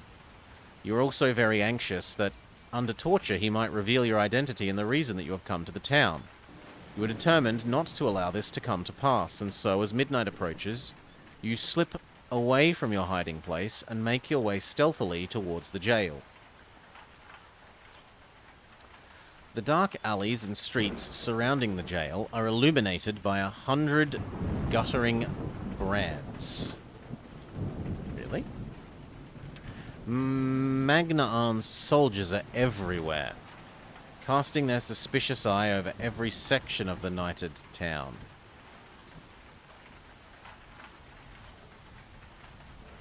Oh, but they are so by their own torches. Alright. Your Kai skills keep you hidden from sight, and soon you reach the jail, but only to discover that the entrance is now heavily guarded by a platoon of Dracarim. You abandon the hopes of entering by the front door and instead circle around to the alley, at the rear of the building, where you discover a line of windows, each one crisscrossed with iron bars. Instinct leads you to the last in the line, and you peer inside to find Captain Prague lying on a bed of filthy straw. He looks in poor shape. His eyes are bruised, his lips swollen, and his bushy moustache caked with dry blood. You whisper his name and he turns towards the cell window. Then he sees you and suddenly his whole face lights up with renewed hope. Thank the gods you are still free! The Drakrim tried to make me talk, but I have kept silent. They know nothing about the mission. You examine the cell window and reassure him that you will soon release him from the jail. But he insists you do not risk your life on his account. Listen, sire. I have learned that Magnaan isn't here in Shugkona. When the jailers beat me, I feigned unconsciousness and heard them say that their leader is at a place called Antar. It is a ruined temple 40 miles to the north. They talked of certain victory now that their warlord has found the stone. Please, I beseech you, continue without me. Go to Antar and defeat Magnaan before it is too late. Then a yellow flicker of torchlight at the end of the alley cuts short the conversation. It is a Drakrim patrol. They turn the corner and come marching towards you with purposeful steps. Do not give up hope, Captain. I will come back for you. This quarter of the town is now teeming with enemy soldiers, and as you hurry away from the cell window, you know that you are in grave danger of being caught if you cannot find somewhere to hide. At length you discover a refuge on the far side of the main square, an empty grain storage tower that overlooks Magnaan's headquarters and the jail. It's here that you spend a sleepless night contemplating the mission and the fate of your captured companion. Now that it appears Magnaan has found the Doomstone, you know that you should do as Captain Prague insists and try to reach Antar and confront him before he can use his newfound power against the Lencians. But you are loath to abandon your guide. You promised Prague that you would help him escape, and Akai Grandmaster doesn't break his word. The captain has been captured as a spy, and he can expect no mercy from the Drakrim. Soon after dawn, you witness some activity in the main square that confirms your worst fear. A squad of engineers arrive and are working to construct a raised wooden platform in the center of the square. Soon their work is complete. A covered wagon arrives. The engineers unload a large lump of black oak, which they place in the middle of the platform. And as you focus on this block, a shiver runs the length of your spine, the moment you realize its grim purpose. The solid lump of oak is an executioner's block. Its surface is cut and scarred by blows from a heavy axe, and its sides are stained dark with the blood of 100 Lencian prisoners who have already lost their lives upon it. One sec, sorry.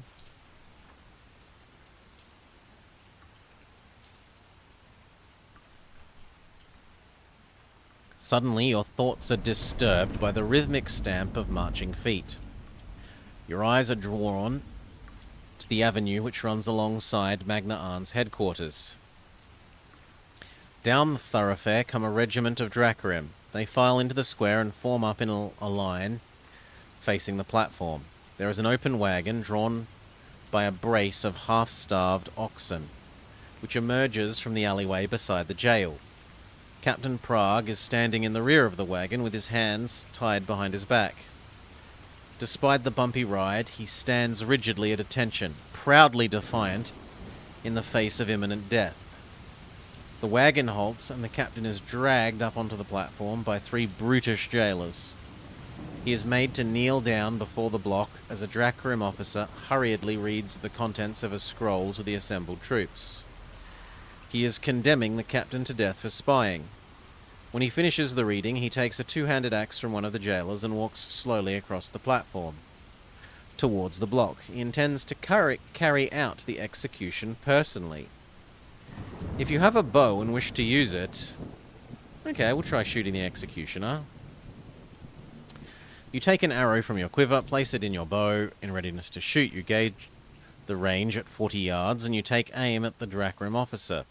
You wait for him to reach the execution block, and at the very moment he does so, you release your straining bowstring and send your arrow arcing through the air towards his head. We roll well. We have both the Super Silver Bow and Bow Grand Mastery, so it's not possible for us to fail. Your arrow strikes with deadly accuracy. The Drakrim officer drops the axe and clutches the shaft, which has suddenly buried itself in his throat. He tries to scream, but the arrow has destroyed his larynx.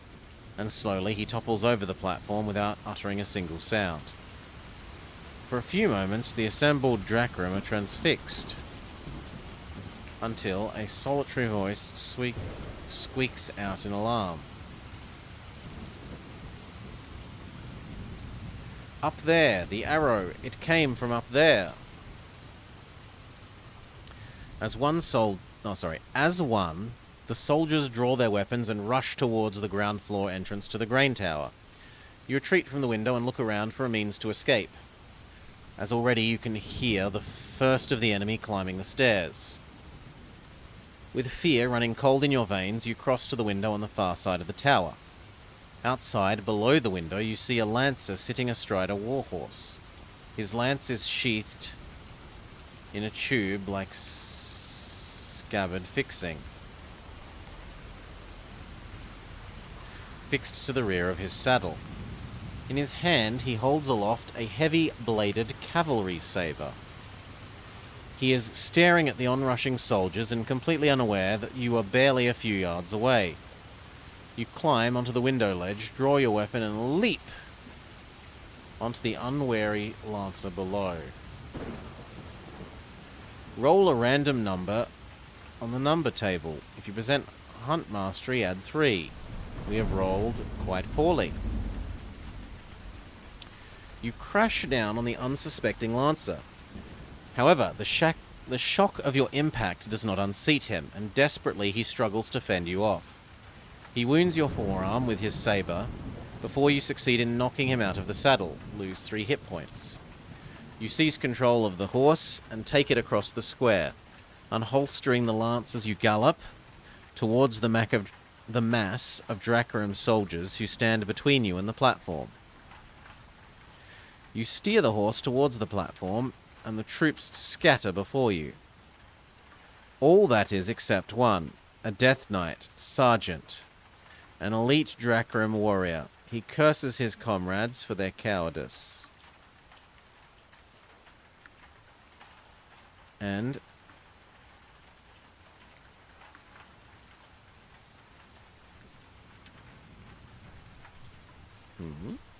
he curses his comrades for their cowardice, and as you bear down on him, with your lance leveled at his chest, he draws his sword and gets ready to meet your attack head on.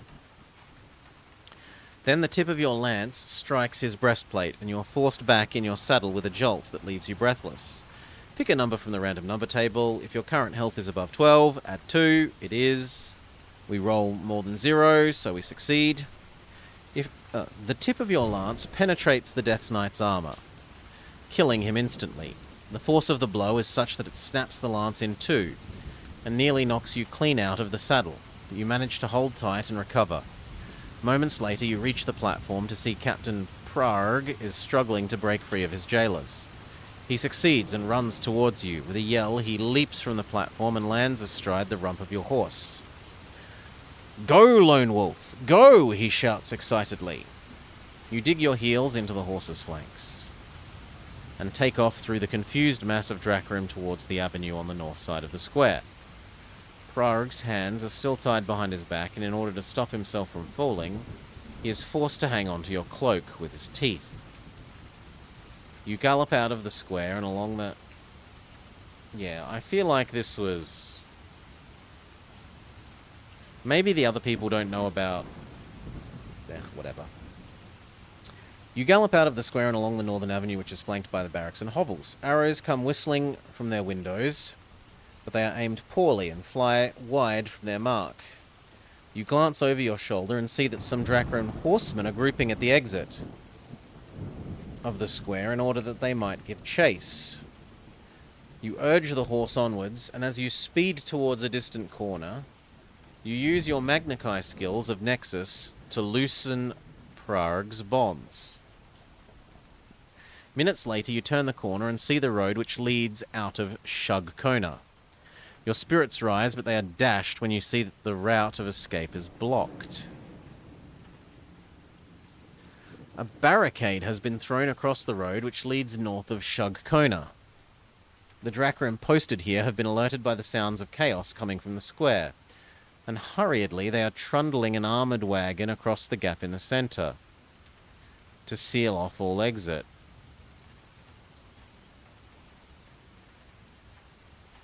You slap your horse's rump and gallop towards the shrinking gap. But 3 spear-wielding guards see you approach, and they rush forward to challenge your weapon. If you possess Psychic Surge and have reached the appropriate rank, you may click this, which is what we probably therefore press. And if you have neither of these, you may go do this. We'll go with Psychic Surge. You draw upon your mental powers to launch a blast of psychic energy at the 3 Drakrim sentries. The effect is instantaneous. They begin to shake uncontrollably, and all 3 drop their spears. Unable to move aside, you trample them into the ground as you gallop through the gap in the...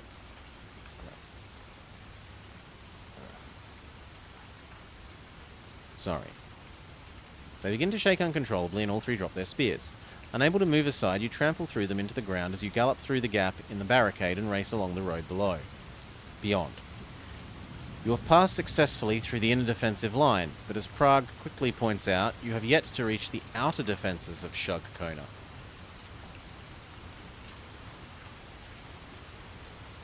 Uncertainty haunts your thoughts as you race across the desolate no-man's land that lies between the inner and outer defences of Shug Kona. Soon you catch sight of the outer defences. They comprise a line of man-sized wooden casks filled with earth, behind which there stands a squad of archers, their bows loaded and ready to fire. You steal your horse away from the road and set off across across rough, snowy ground towards a distant line of trenches. Fortunately, the defences at the northern perimeter are much weaker than elsewhere. The trenches are empty, the guard having left earlier to watch Prague's execution. However, the rough entertainment still soon takes its toll upon your hearing.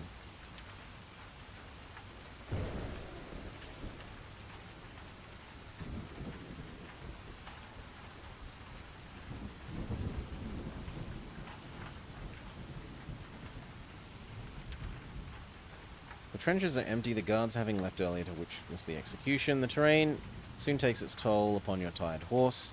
He is near to exhaustion as you approach the trenches. You fear he is not strong enough to make the jump. Pick a number from the random number table. If you have animal mastery, add 3. If you have reached a high enough rank, add a further 1. We roll really, really well. Despite its fatigue, the horse clears the trench and carries you safely beyond the range of the Drakrim archers. For half a mile, you skirt along the edge of the Tozaz forest. Then, the moment that the enemy are lost to your sight, you rejoin the road and make your escape northwards. As you ride along the road of frozen earth, the sky begins to darken ominously, and the weather closes in. What begins as a light flurry of snow soon deteriorates into an icy squall, which cuts through you like a knife. Your skills protect you from the cold, but Captain Prague is not so fortunate. He doesn't utter a word of complaint, but you can sense that he is greatly discomforted. Moreover, your horse, already tired from the exertions of the escape, has been greatly weakened by the icy winds. Eventually, it can carry you no further, and you're forced to halt and dismount. Your senses warn you that enemy cavalry are in pursuit.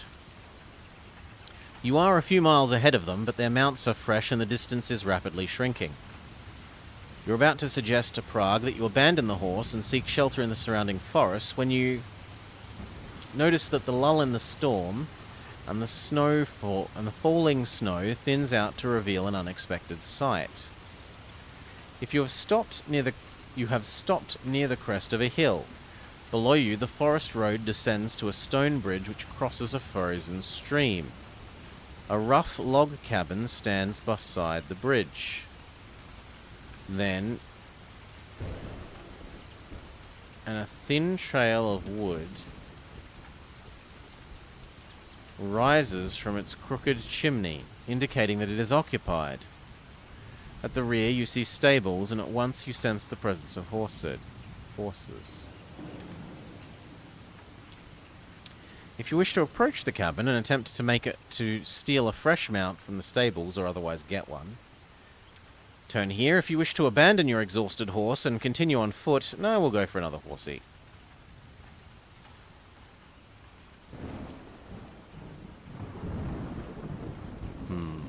Cautiously, you descend the slippery hill track and make your approach to the bridge. The thick snow muffles your steps and you're able to reach the cabin without alerting its occupants.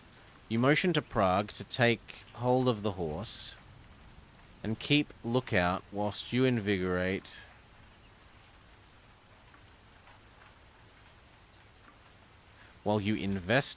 the stables. Silently, you slip alongside the cabin and pass beneath its solitary window. If you wish to look through the window, turn here. If you wish to ignore the window and make your way directly to the stables, let's not risk getting seen.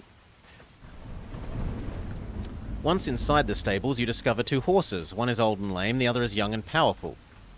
Using your powers of animal control, you subdue them and lead the younger horse, a grey mare, from its stall.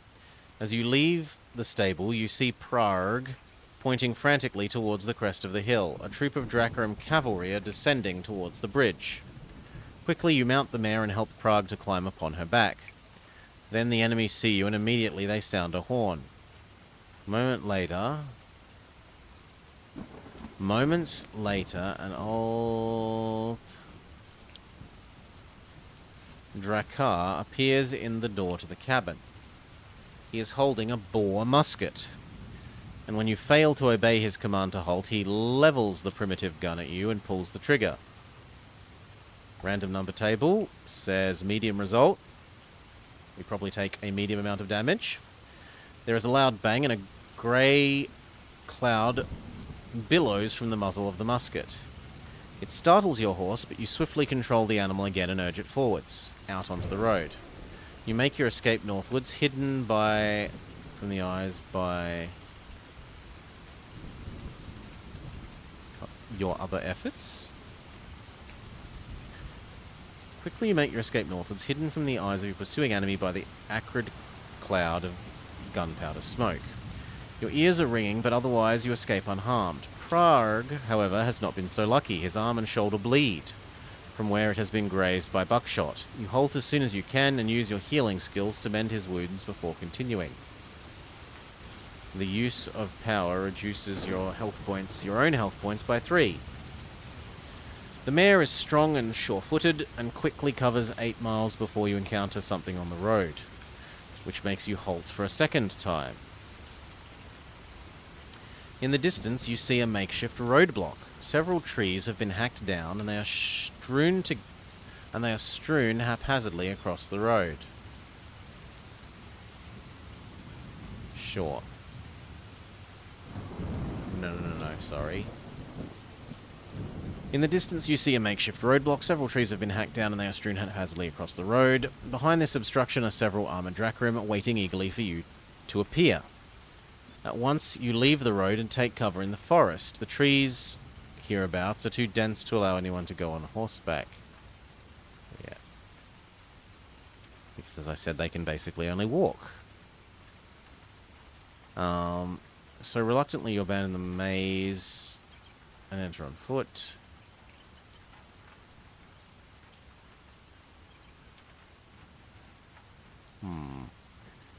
At once you leave the road and take cover in the forest. The trees hereabouts are too dense to allow you to enter on horseback, so reluctantly you abandon your mare and enter on foot. Your instinct and pathmanship skills lead you in a westerly direction. You cover more than 5 miles before the trees thin out. You emerge from the forest and are greeted by a spectacular sight. Before you lies a vast frozen lake, more than a mile wide, at the point at which you stand. An icy wind whips across its glistening surface, stirring freshly fallen snow into eddies that whirl and dance like spinning tops. Silently, you stare across the lake at the distant tree line, and your mind is filled with doubt. The temple of Antar lies beyond. Of that you are sure, and the quickest way to reach it would be to traverse the lake. There is no cover, and you have no way of knowing if the ice is thick enough to support you all the way across. However, to go around the lake would delay you by hours, giving your pursuers ample time to catch up. We don't have pathmanship, and we don't have the high rank, so we are forced to use normal skills. Suddenly you sense that Prague is walking directly towards a patch of thin ice. You shout a warning, but it is already too late. A loud crack echoes across the lake as the surface shatters. In a terrible moment, your companion disappears feet first into a seething pool of icy grey water. We do have a rope. You rush towards your companion, unshouldering your backpack. Once you're as close to the hole as you dare go, you tear open the pack and take out your coiled rope. He is floundering in the icy water and can barely keep his head above the surface. You hurl one end of the rope towards him, and as he makes a desperate grab for it with numbed fingers. He gets a grip the first time, and manages to hold on tightly as you haul him out of the water. His skin is violet, and his entire body is shaking uncontrollably. Using your healing skills, you transmit some of your body warmth through your hands to his chest and face. Within a few minutes, he comes out of the state of shock, and his body returns to its normal temperature. Your prompt action saved his life, but he is also drained. Drained you of 3 health via the healing. Captain Prague recovers consciousness, and slowly his his strength returns until he is able, with your help, to regain his feet. He is cold and soaking wet. But you sense that he is no longer in a state of shock. He will survive.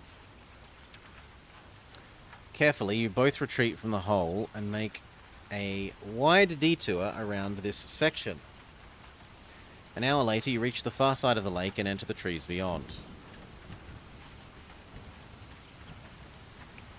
You move deeper into the forest, maintaining a steady pace. Here, in this part of the Tozaz, the snowfall underfoot is light because of the canopy of thick branches overhead, and you make good progress. You've been walking for an hour when a shivery rustle brings you abruptly to a halt. You look up and a miniature snowslide falls from a branch above, covering your face and shoulders with a digital? No, with a deluge of powdery snow. Prague laughs as he watches you spluttering, and as you wipe your eyes, you glimpse a grey-winged bird fluttering away to the west. By the gods, says Prague. I am hungry, leaning weakly against the tree branch. What I'd give for a side of beef and a plate of boiled beets. The captain has not eaten since you reached Shugkona, and you can see that after the rigors of his capture and escape, he is sorely in need of food. Unless he is able to eat, he will soon collapse. Give him a meal. We aren't out of meals. You take bread and dried meat from your backpack and offer it to him. He accepts the food and settles himself at the base of a tree where he hungrily consumes all of it. Meanwhile, you scan your surroundings for the ever-watchful eye of the enemy.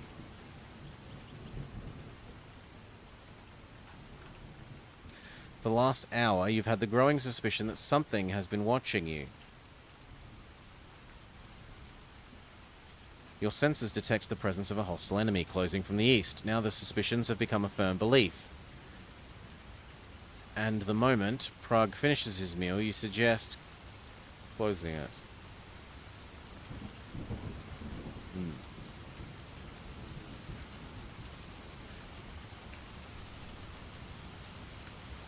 No, you suggest... Sorry. Now the suspicion has become a firm belief, and the moment Prague finishes his meal, you suggest that you'll be on your way as swiftly as possible. During your trek through the forest, Prague tells you a little about the history of the land. You learn that the whole of Nearus, was once known as Northern Lencia until it was lost to an invading Dracarim during the Dark Dawn War. Many crusades and campaigns have been launched over the centuries to try and reclaim the territory, and none until now have been successful. the Drakrim built a fortress on the ruins of the Lencian capital, which was called Gamir. They renamed Gamir just after their victory, but later, when the Drakrim allies signed themselves to the Dark Lords, they changed their shape in solidarity?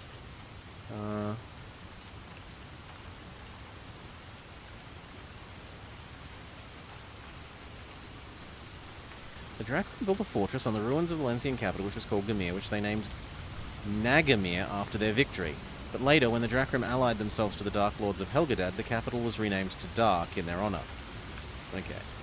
As dusk approaches, you happen by chance upon a forest trail, and immediately your tracking skills tell you that it has only recently been constructed. Hoofprints frozen beneath the snow and several sets of footprints tell you the trail is used by more than a dozen riders and armored foot soldiers within the last week. We don't have alchemy, no magic for us, so we're forced to turn here. Guided by your intuition, you set off with Prague along the forest trail heading west. Soon your tracking skills warn you that you are nearing an enemy encampment. You signal your discovery to Prague, and he follows as stealthily as you enter. As stealthily you enter the undergrowth and slip past a line of Drakrim sentries. From the cover of a dense forest bracken, you observe their camp. You count more than 24 soldiers, horses, wagons, and shelters. Prague points to the emblem which adorns all of their uniforms and equipment. A black eagle clutching two fiery swords. These are the two Kodar warlord Magnan's personal guard, he says. We would be wise to avoid them. You nod in agreement. Together you slip away from the camp and head north through the trees. You are drawn in this direction by something your senses have detected. It is a strong aura of energy, an evil energy that you feel must be radiating from the Doomstone. Within a few minutes, you stumble upon a clearing where stands the majestic ruins of an ancient temple. At once you know that this is the Temple of Antar, and you sense that the Doomstone is here, lying deep within the ruins. From the cover of the forest's edge, you observe the temple, taking in all the details, your eyes scouring every inch of its leprous grey interior for a way of gaining entry without being detected. Much of the temple is derelict, yet it is still an imposing edifice.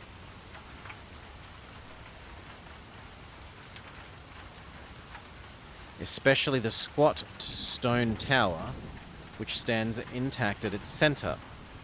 Its walls are covered with intricate designs that must have taken centuries to complete. Yet, though you admire the craftsmanship, you find the embellishments wholly repulsive, for they depict and glorify acts of great evil. The ruins themselves are deserted, except for a wide ramp of stone which leads to a pair of huge bronze doors set into the base of the tower. The doors are open, but they are guarded by two of Warlord Magnan's Tukodak. We don't have advanced invisibility, so we have to go this way. The open doors to the tower appear to offer the only means of getting inside. Because of this, you decide that you will try to overpower the guards who are standing there. Armed with your formidable skills, and with dusk fast turning to darkness, you are confident you can succeed. You tell Prague, who is unarmed, to wait here at the forest's edge until you signal him to come. Then you stalk towards the tower, your approach camouflaged by your You're approached masked by your camouflage skills. At first the way is easy, but the last 20 yards of ground to the stone ramp have been cleared of temple debris, and the area is completely open and devoid of cover. Pick a number from the random number table. If you have a high enough rank, add 1. If you have another higher rank, add 2. These do not accumulate. We roll really poorly. In fact, we roll critical fail. You are nearing the base of the stone ramp when you are seen by the guards. He grunts a warning to his comrade.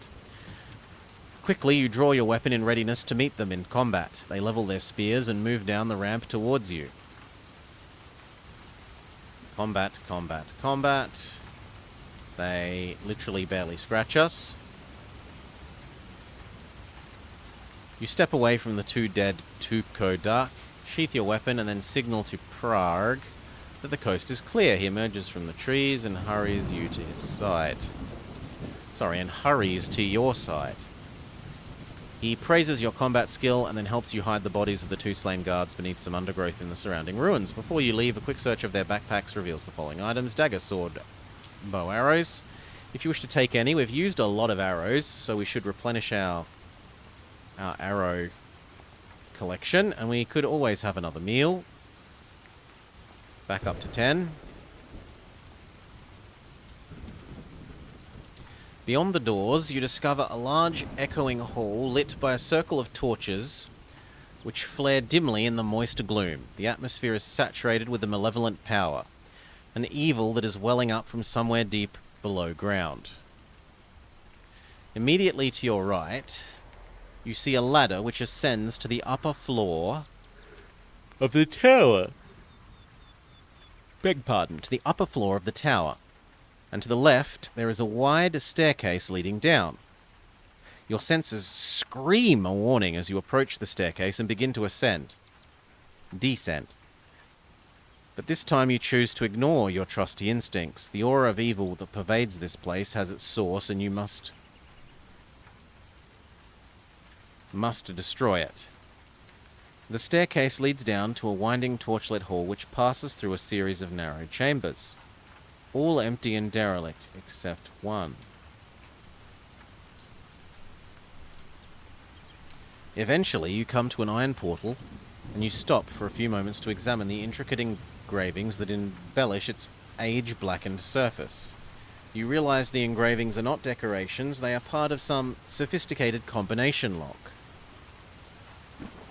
So 15, 14, 12, 9, question mark. It decreases by 1, then 2, then 3, then presumably 4. So 4 from 9 is 5. A host of writhing dragons are entwined above the dial, edged in ancient numerals. Let's try the number 5. This is not the correct answer.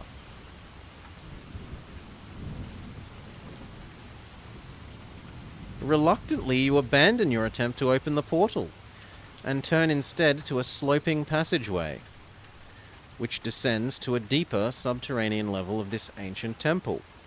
You set off down the damp passage, and at length it ends at a vault, where the only exit appears to be a vertical pit. Cautiously, you approach the pit and veer through its barred grille. To your surprise, you see the floor of another torchlit passageway less than a dozen feet below. With Prague's help, you pull open the rusty cover and lower yourself through the hole and down into the corridor below, followed by your companion. The pervading aura of evil is stronger, and you feel certain that with every step you are drawing closer to finding the Doomstone. You are thinking to yourself that perhaps your progress has been almost too easy when you sense some imminent danger. Pick a number from the random number table. If you possess Grand Pathmanship, add 2. We do mediumly well. Your acute hearing detects the faint sounds of stone grating on stone. You notice that loopholes are forming at chest height along both walls of the passageway, revealing the sticky, sharpened tips of venom-coated spears. "Get down!" you yell, and throw yourself flat to the damp stone floor. Moments later, a volley of deadly spears hurtles from out of the walls to smash and splinter in the passageway. Your warning has saved you and Prague from certain death, yet, unluckily, one of the spear tips ricochets and gorges Prague's shoulder. You tend to your companion's wounds, using your Magnakai curing to neutralize the venom before it does too much fatal work. Your swift action saves him, but it drains you of energy. Lose 2 health. "Come, Prague," you say urgently. "We must hurry. I sense more traps." Obediently, the captain follows you as you make your way speedily along the passageway towards a distant torchlit chamber. Upon reaching the chamber, you are brought skidding to a halt by an unexpected sight. The room is constructed entirely of polished black rocks.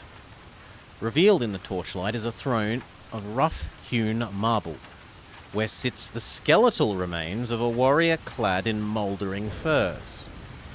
Bare bone gleams dully through its clinging mass of muscles and sinew, now shrunken to an iron-hard texture, and upon its skull there is perched a helm of solid gold. Set into the face of the helm is an emerald as large as your fist.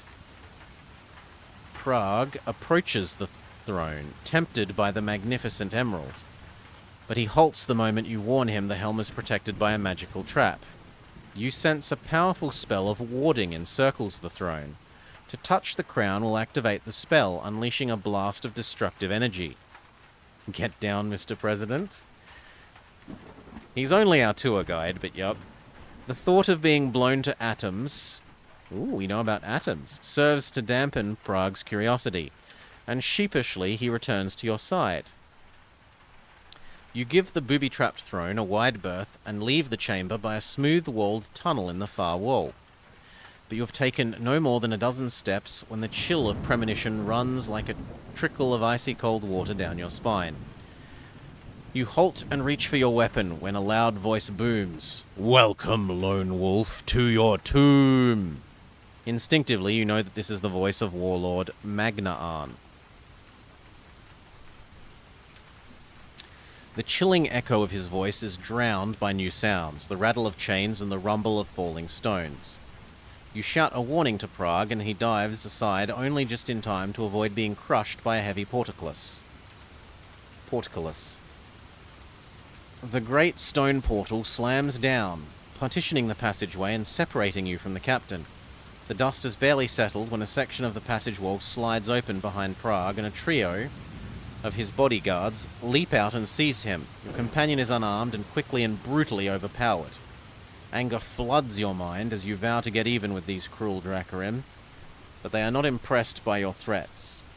They are aware of your exceptional skills, but feel safe behind the portcullis. With a knife held to his throat, they taunt you and dare you to retaliate. If you have a bow and wish to use it, okay, I'll shoot you. You quickly draw an arrow and take aim. But the Tukadak cower behind Prague, using him as a human shield. Put down your bow, or I will have my guards kill your companion.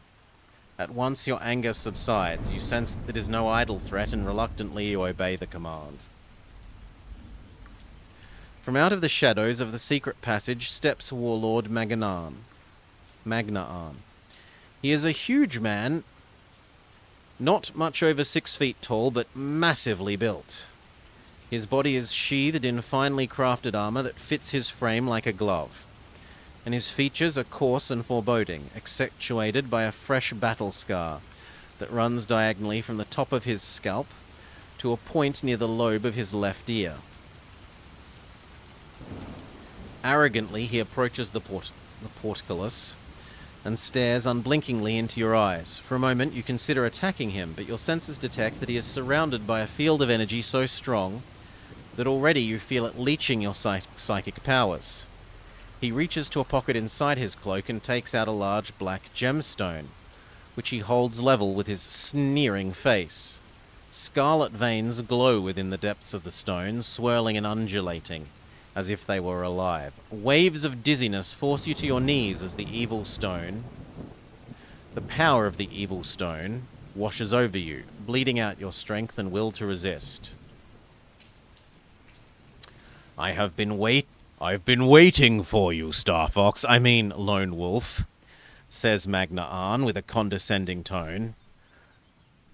I've known your plan ever since my spies told me of your arrival at Vadira. After all, there could be but one reason why the great master of the Kai would come to Lencia at this time. Yet, as you can see, it is already too late for you to stop me. Magnaan turns to his Tukadak guards and orders them to take Prague away. You try to protest, but cannot find strength enough to voice the words. The warlord smiles at your weakness. Know you this, Grandmaster, now that I possess the stone, nothing can stand in my way.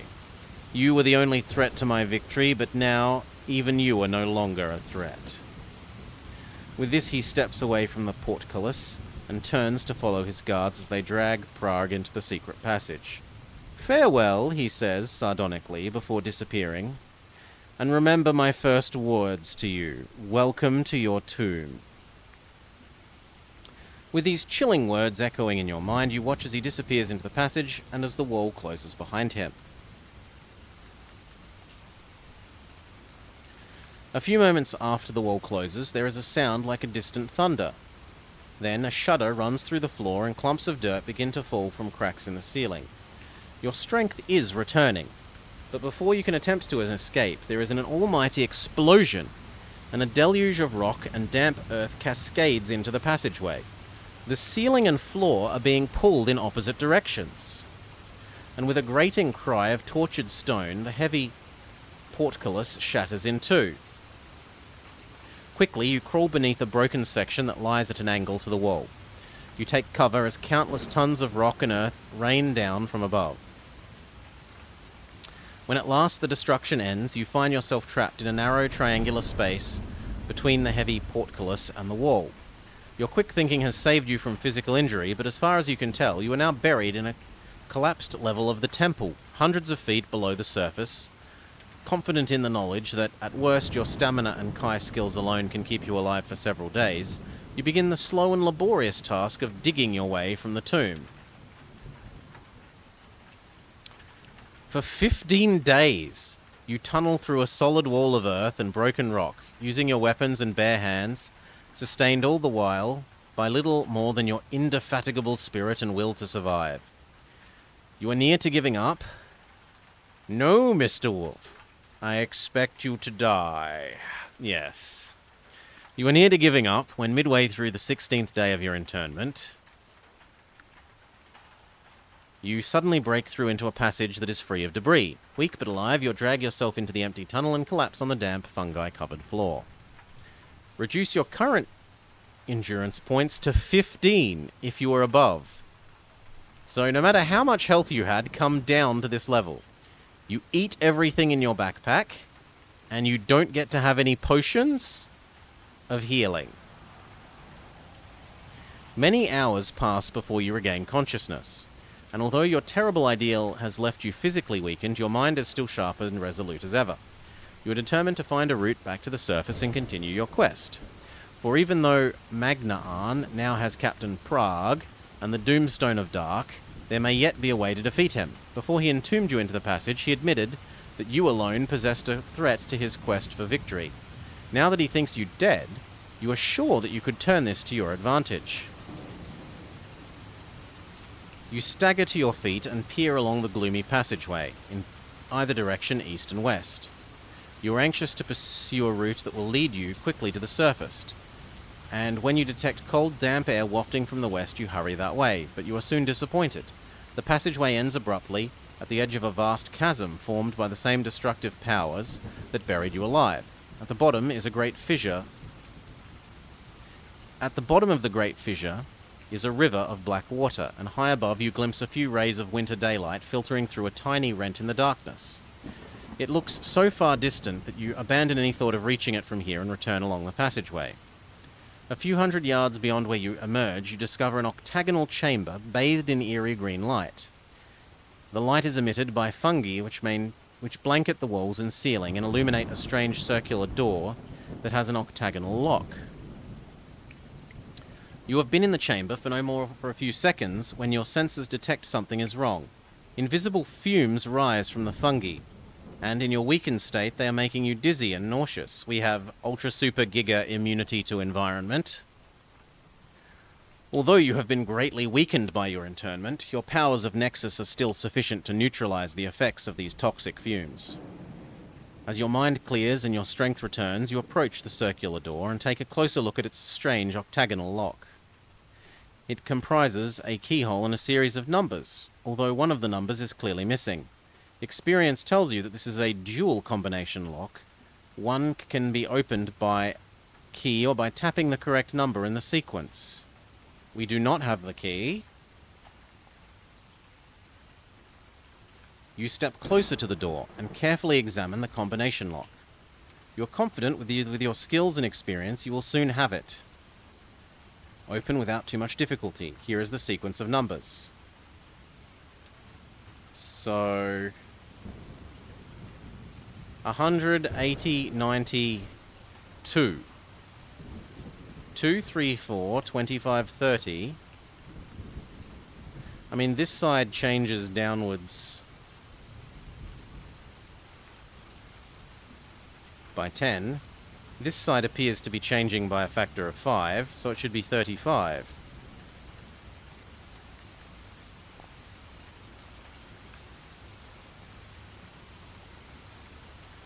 No, this is not the correct answer to the riddle. Continue to the next section with your quest. This is 2 we've got wrong. After several No, it was 1 attempt game. After 1 unsuccessful attempt to open the lock, you abandon the door and leave the chamber. You're fearful of what might happen if you stay any longer, and so you retrace your steps to the place where you first emerged from the collapsed passage. You pause for a few minutes and catch your breath. Then you continue along the tunnel until, once more, you find yourself standing at the edge of the chasm. You scan the vast and dismal fissure, hoping to find a way to escape. I don't have magic. After several minutes surveying the gloomy chasm, you notice 2 promising features. One is situated 50 feet or so directly above your head. At first, it merely looks like a narrow ledge of rock, with a grey semicircular shadow poised above it. But after you look closely, you see that it is the mouth of a passageway. The second feature lies far below. It is a large brick-lined tunnel situated at the eastern edge of the chasm floor, through which the waters of the Dark River flow. This too might offer a way out. I would rather climb than get down into the water. At first the ascent is easy, but as you approach the ledge, the wall becomes dry and crumbly, making it difficult for you to find purchase with your toes and fingers.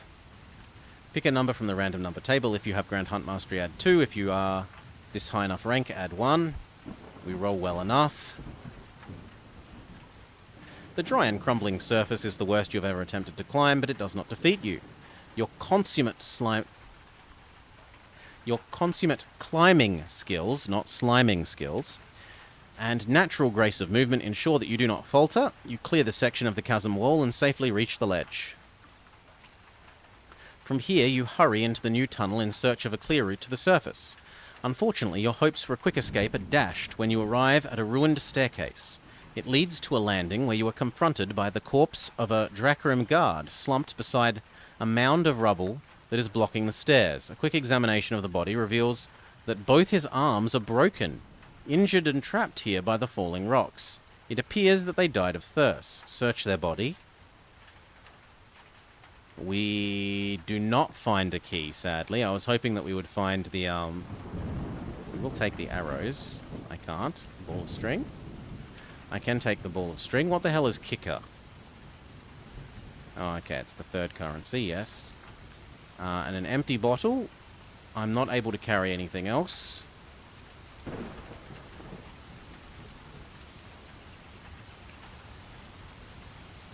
Pick up the silver rod, why not? Satisfied that you haven't overlooked anything, you may continue. With stoic determination, you begin the laborious task of clearing away the rock and rubble which fills the stairwell. You are fearful that it might take you several days, and so it is a welcome surprise when after only a few minutes' work you see a gap appearing at the top of the mound. A gust of cold wintry air wafts through the breach, rekindling your hopes of reaching the surface. Revived by the cold, clean air, you attack the rubble with renewed vigor. But then your hopes are shaken when you hear a sinister sound. Behind you, something is climbing the stairs. We do not have the skill of alchemy, so tough luck to us. Rising to the top of the stairs comes a lumbering hulk with hungry scarlet eyes. Uh-oh, we're on low health because of that event that said drop to 15 health no matter what. The beast is covered in a vile fur that glistens in eerie light. Its long, sinewy arms are outstretched, and in both of its huge hands there are chunks of dagger-like flint. Its distended belly skims the floor as it stalks closer, and a brown, gooey saliva runs freely from its fanged jaw, with the rockfall preventing a hasty escape. You draw your weapon and steel yourself for combat.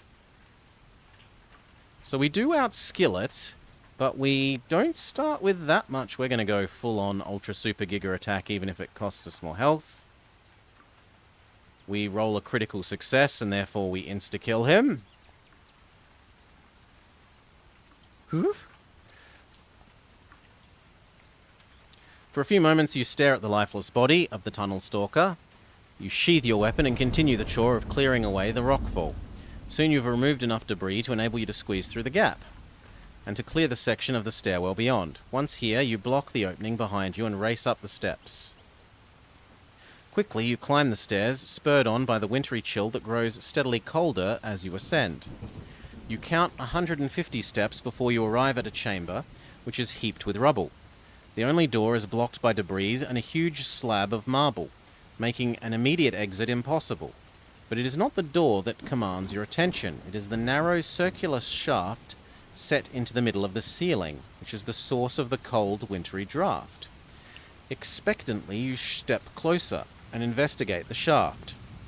For the most part, it is dark, but you can see glimmers of grey daylight high above, and you can hear the whistling of the wind. You also hear another sound, one that is quite unexpected. It is a buzzing insect noise. You focus upon the darkness, and suddenly you see that the noises come from nests of winged insects that are fixed to the inside of the shaft. We do not have super pathsmanship, so the gentle buzzing becomes an angry drone from above. From above and the lowest nest comes a swarm of wasp-like insects, each as large as a clenched fist. Alerted by your body warmth, they hurtle down the shaft and gather in a menacing cloud around the opening. For a few moments, they hover, virtually motionless, then they begin to circle the ceiling, led by an insect whose vivid scarlet markings stand out in stark contrast to the black and yellow striped torsos of the other.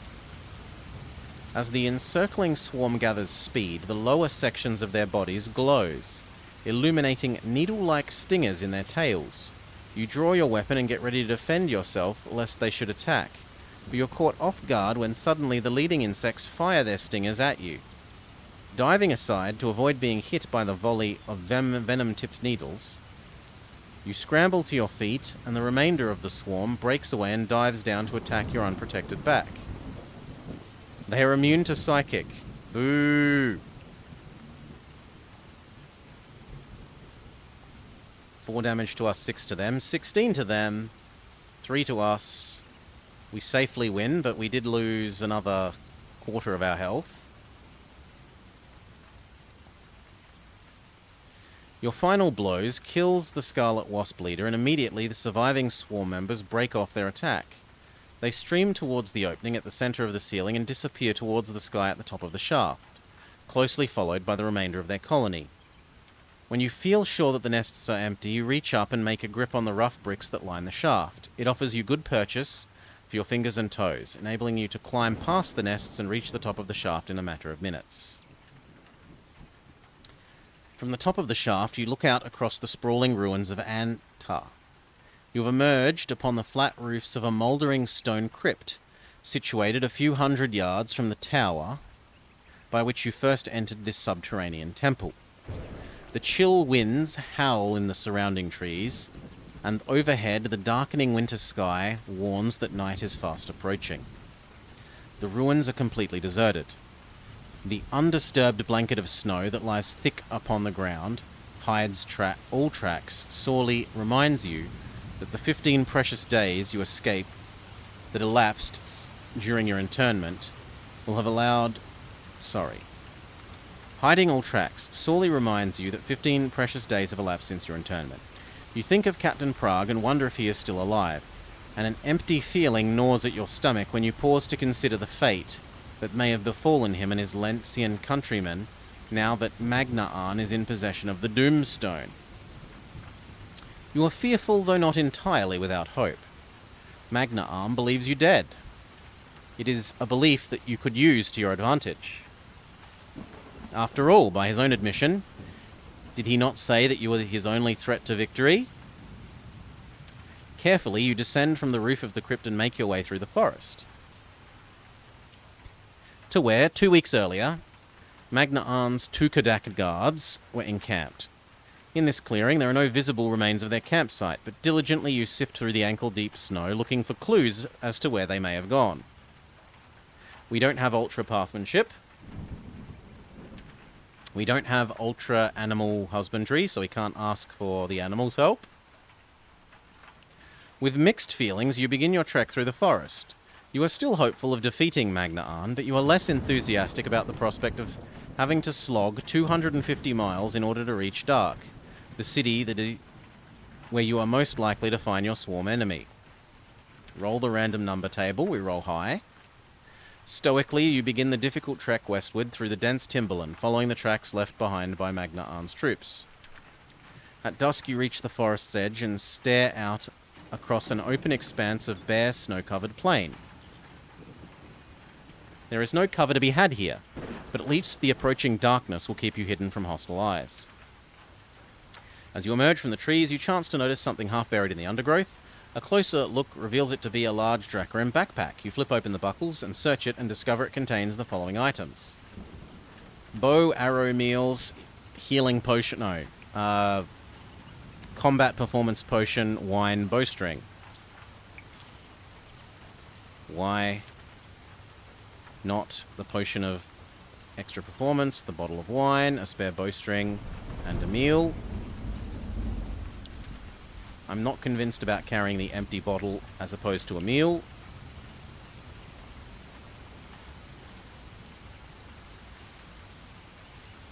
Layers of heavy snow clouds blanket the moon, and dusk quickly fades to a darkness which is total. Yet, using your Magnakai night vision, you experience no difficulties as you follow Magnaan's tracks across the open plain.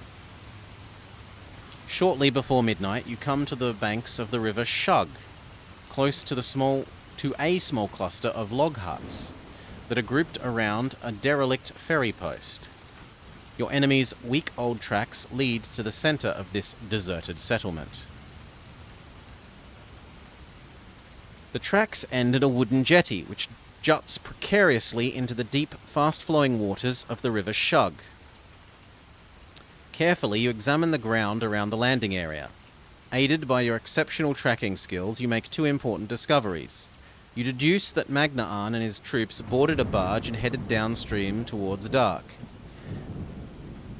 You also discover that the area was used as a mustering place for a second, far larger group of troops. Doomwolf droppings and a Giak tooth hint at the identity of these troops, but your suspicions are confirmed when you find a bronze belt buckle engraved with the symbol of a fortress and a full moon. It is the symbol of the old Dark Lord city fortress of Kagorst. It confirms your fears that Magnaan has at last persuaded Kagorst to join his cause.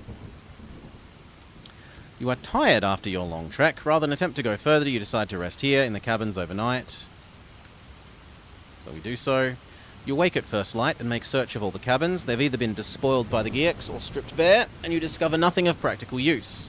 You do uncover enough scraps of food preserved by the cold to make a decent breakfast, restore 3 endurance points. After your breakfast, you gather together your equipment and set off along the riverbank, heading west. The surrounding landscape is a harsh black and white desolation, devoid of colour. The bleakness is deepened by the constant moaning wind and the occasional cawing of distant carrion crows. 5 miles downstream, you happen upon a hut at the edge of the river. You expected it to be empty like the others at the ferry, so it comes as a welcome surprise to find that it contains a rowboat and a pair of oars, both in good condition. Heartened by your discovery, you launch the boat into the water and begin your voyage towards Dark. Random number table, we roll high. The journey downstream is swift and easy. The icy river cuts a direct path across the frozen plain before it wends its way through an expanse of low, rolling hills, blackened and scarred by war. Ruined hovels smoulder on the horizon, and scores of snow-covered corpses, human and otherwise, lie where they died in a running battle that has swept like wildfire across the land. Shortly after midday, you see something in the distance that sets your nerves on edge. It is a group of figures huddled together on the riverbank. You magnify your vision and identify them to be Dracarim, possibly deserters from Magna Arn's army that are attempting to catch fish in the river. Let's try and pass them as quickly as possible. The current and your powerful oar strokes propel you swiftly towards them. You're 50 yards distant when the unexpected sight of your boat galvanizes them to action. They drop their fishing lines, take up their bows, ready to fire upon you the moment you are opposite their position. A growl from their pot-bellied leader passes for an order to fire, and suddenly you find yourself speeding through a cloud of deadly arrows. Shoot back. You ship the oars and take aim with your bow at the pot-bellied leader. For a moment, your eyes meet, and instantly his nerve shatters when he realizes that he is your target. He drops his bow and turns to run, though it does not save him. Your arrow finds its mark. He throws his hands to the sky and tumbles lifelessly into the river. Panic breaks out amongst his followers. Any attempt to fire at you is forgotten as they scramble desperately up the muddy bank and flee for the safety of the hills. Your voyage continues without interruption until later in the afternoon you catch sight of a town on the horizon. You check your map and discover it to be Konozod, a fortified Dracarim stronghold. As the river carries you closer, you magnify your vision and see that it is built upon the left bank of the Shug. A huge stone bridge spans the river, and beneath this you see the waterway is blocked by a barrier of chained logs. Let's get out of the boat and continue on foot, methinks. You steer the boat towards the riverbank, and as soon as the prow embeds itself in the mud, you disembark and make your way quickly towards two lines of ramshackle huts, standing near the water's edge. A narrow alley separates the hovels, and it is here that you observe the town's defences and try to assess how many Dracarim are stationed in the stronghold. The town itself comprises a sorry collection of battle-damaged buildings ringed by a perimeter wall of logs, which is shored up in many places. Several long and bitter battles have been fought here over the past year, and everywhere you look the vivid scars of war are plain to see. The town is strangely quiet and appears to be weakly protected. The Dracarim garrison is few in number, and those that you have seen so far appear to be either young, old, or walking wounded. Night is beginning to dawn. The Dracarim are lighting the torches which line the perimeter wall, and a change of guard is taking place. You are considering leaving the town by continuing your way towards the dark, when suddenly you see something that makes you change your mind. A ragged line of Lencian prisoners is crossing the stone bridge, escorted by a dozen Dracarim, armed with crossbows and spears. The main gate swings open to admit them, and the Lencians file through with their heads bowed in defeat. You see that the central square of the town has been turned into a large prisoner of war compound. It is enclosed by a crude fence of wire and sharpened stakes, patrolled by sentries and Akataz war dogs. From what little you can see, you estimate 200 Lencians being held captive. The conditions are shocking. The men are being kept out of the open, without shelter or heat or light, and judging by the state of those already here, it looks as if the Dracarim are purposefully starving them. Your shock turns to anger as you vow to do something to help the prisoners. Before you can think through a plan of action, your Kai senses warn you of approaching footsteps. Two of the Dracarim escorts have slipped away from the line, and they are walking briskly towards the alleyway. One has a canvas sack slung over his shoulder, and as they draw closer, you are forced to take cover in a shadowy doorway to avoid being seen. Roll the random number table. Random number table gets minimum of the high increment. The two escorts enter the alleyway, and although you're less than 10 feet away from them, they don't see you. You watch as they open the sack and pick over and divide its contents. It is filled with the spoils of battle, items of value that they have taken from prisoners or stolen from the dead. They laugh greedily until they hear the gruff shouts of a sergeant standing at the main gates shouting their names. Quickly they hide their booty in a hole beneath an empty horse trough.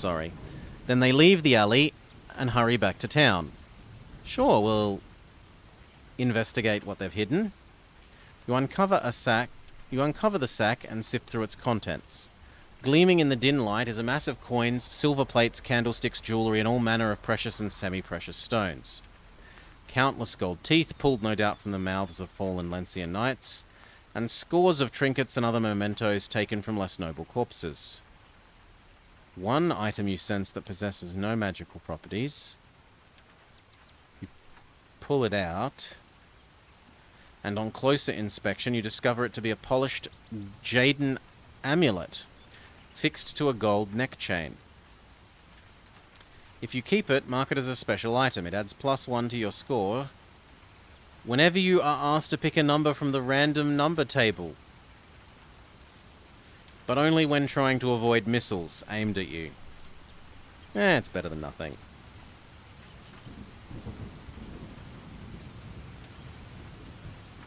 Having replaced the sack in the hole, you draw your cloak about you and approach the main gates. The guards are busy admitting the latest batch of prisoners, and, helped by your camouflage skills, they don't give you a second glance as you stride confidently into the town. Once inside, you head towards a dark, deserted alley, sandwiched between the stables and an armory. From here, you observe the compound with growing anger and pity for those trapped inside. Stirred by their plight, you vow to help the starving men. Patiently, you watch and wait for the patrols to pass. Then you scurry towards the compound fence and make contact. Huddled together in the corner of the compound, away from the other prisoners, a small group of men-at-arms. There is a small group of men-at-arms. The front of their tattered blue coats bear the emblem of the crown set above a crest of Vidira, identifying them to be of the same regiment, the Imperial Vidira Guard, one of Lencia's finest. Using your skills to avoid detection, you make your way to the fence and try to attract their attention. One of their number, a captain, sees you and is suspicious. You signal him to come closer, and, reluctantly at first, he crawls towards the fence. You're not Dracarim or Lencian. Who are you? What do you want? He hisses through cracked lips, blue with hunger and cold. Is this another Dracarim trick designed to torment us? This is no trick, you whisper, trying hard to reassure him. I am an ally in the service of your king. I want to help you and your men escape. He holds you with steely grey eyes and shakes his head. It is too late for us. We are too weak to resist. Some have tried and all have died in the jaws of the dogs. Save yourself, stranger, and forget us. But if you stay here, you'll starve to death. Surely it is better to die fighting than waste away. The garrison here is small, barely 40 in number. I could cause a diversion and draw their dogs away. Your men may be weakened, but you outnumber the enemy 5 times over. For Shia's sake, have you lost the will to live? He glances over his shoulder at his starving comrades, and then turns to face you once more, a faint glimmer of hope in his eyes. All of these men have been more than a week without food or shelter. Many have died, and most are near to death. I fear we are too weak to fight an enemy who has food in his belly and a sword in his hand. Perhaps if we had weapons. If you do as I say, you'll have enough weapons to pluck this town from under their very noses. The Lencian narrows his eyes, and for a moment, the trace of a smile softens his gaunt features. Very well, stranger, tell me your plan. I will prepare a diversion. When the guards and the dogs are drawn away from the perimeter fence, you must act quickly. You and your men must storm the gates. Once you are free, make your way to the armory with all haste. You'll find your weapons there. That's all very well, but how do we get into the armory? It is the most secure building of the town. Don't worry about that. I shall be inside, waiting to let you in. For a few moments, the captain considers the plan in silence, and then, with a nod, he agrees. Well be it. We will pass on the word. You watch as he returns to his men. You leave the fence and retrace your steps to the darkening alley. When the coast is clear, you enter the stables and set a fire in the straw loft. As you're leaving, you open each of the stalls so that the horses will be able to escape once the fire takes hold. On returning to the alleyway, you run to the rear of the armory building and locate a window through which you can force entry. Shuttered and barred, but aided by your innate skills, you're able to break it open. The noise of your forced entry alerts two Dracarim, who are on guard inside the building, and as you squeeze through the narrow window, they attack you. Use Psychic Extra Attack. Success, critical success, insta-kill on the second round of combat. As you step away from the dead guards, you hear shouts of alarm outside the building.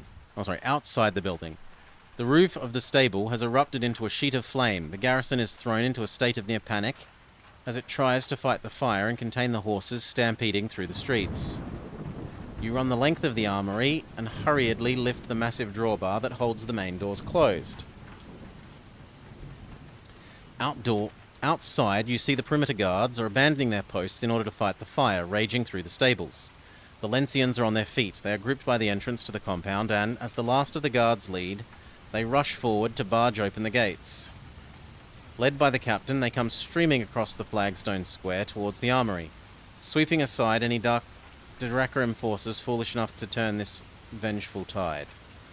With a cheer, they pour into the armory, equip themselves with weapons from its many racks of spears and swords. "Let's take this town," shouts the captain, amid stirring battle cries of "Lencia" and "For the House of Sarnak." The starving Lencians set off to obey his command. You try to reach the captain, whose name you learn is Shira, but before you reach him, you are swept out into the street, carried along by the crowd of battle-hungry soldiers. The fight for control of Konazod is swift and bloody. Within the hour, the town is under Lencian control once more, its Dracarim garrison having been put mercilessly to the sword. However, not all of the enemy perish in battle. To Captain Shira's dismay, several manage to escape across the river and flee to the west on horseback. He is anxious that they may return with reinforcements to take the town. The food store is discovered, and whilst the starving Lencians satiate their hunger, you talk with Captain Shira about the events of the last few weeks, which have led to your meeting. You learn from him that after you were interred at the temple, Warlord Magnaan waged a minor offensive against the Lencian army. Having reunited the Doomstones, he has, as King Sarnak feared, forced the Nadziranim, sorcerers of Kagorst and Akagazad, to help him. Their combined skills have wrought great destruction.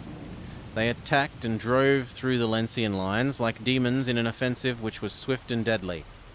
A week ago, Captain Shira and his regiment were cut off and captured in the fighting around Hokadat, after which they were marched here and imprisoned. He considers himself lucky to be alive, for the Dracarim rarely take prisoners. Then you ask of what news he has heard of the war since he came. There is much confusion. I heard talk that most of the mercenaries in Sarnak's pay have deserted us. Some even joined the enemy. The Dracarim taunted us, saying that our army must have been smashed. They said the remnants have been pushed into the Tentrius, but I dismissed this as lies. One thing is for sure, though. Magnaan intends to raise the siege of Dark. It has become his call to battle. On to Dark! The cry was on the lips of his troops during the Battle of Hokadat.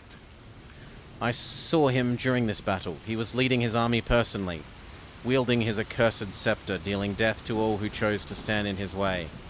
He possessed a great and terrible power, and I fear that we may now be unable to put an end to his evil ambitions. Do you know anything about Captain Prague? I'm sorry, I have heard nothing. There have been so many men lost or killed since Magnaan attack. I know of this officer, and though I I know of this officer, though I've never met.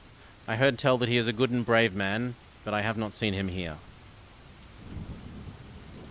Captain Shearer musters his men and posts lookouts around the town. Around the town wall as a precaution in case the Dracarim return during the night with reinforcements. He then oversees the care of the sick and wounded. You are impressed by his devotion to the men under his command. And once his duties are complete, you return with him to the armory to formulate a plan of action. It is decided that it is too dangerous to remain here, and you agree that you should leave at first light.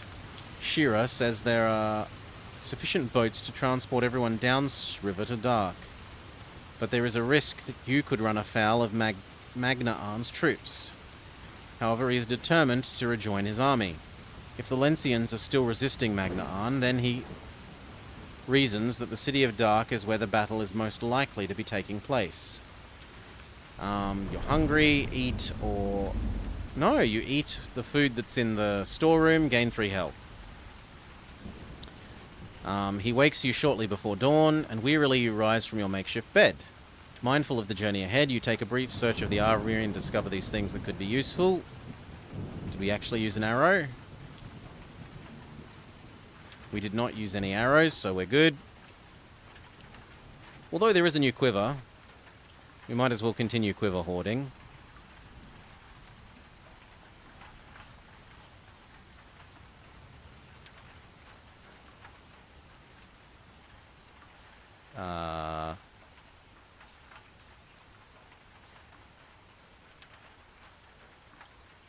Oh no.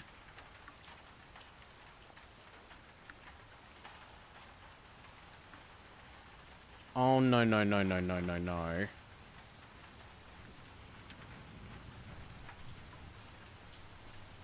No, come on.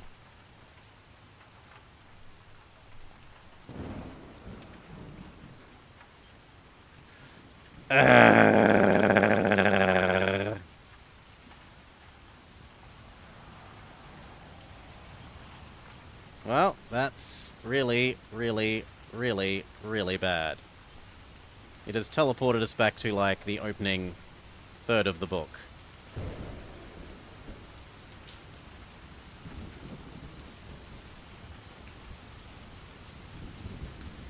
Well, we'll try and speed through it.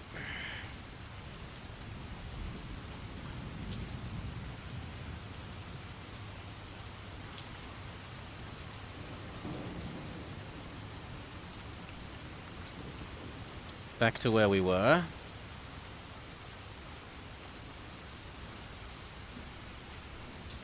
This is the same. We get found by the guards.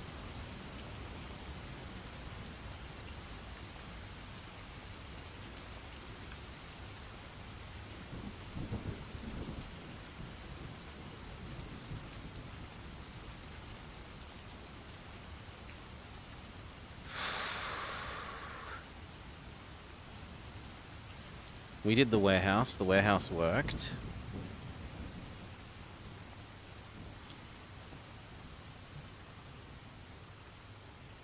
We shot the guy.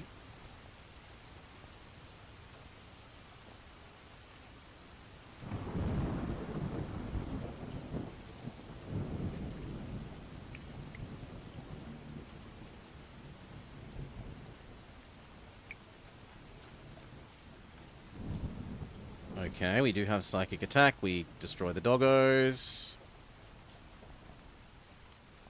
We roll really poorly this time. Our horse does not jump the trench completely. We lose 3 health.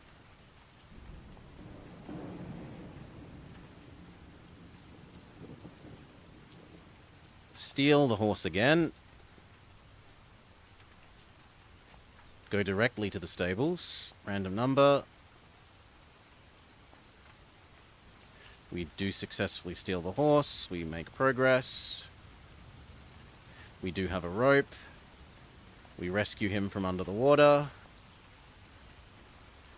I do have a meal. We give it to him. We don't have magic. Good lord. This is so much. Tomb guards, kill them.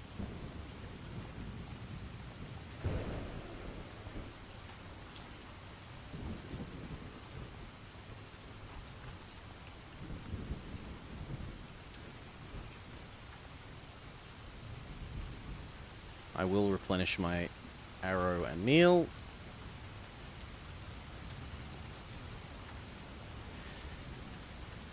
Now we could try this again. So what did I get wrong?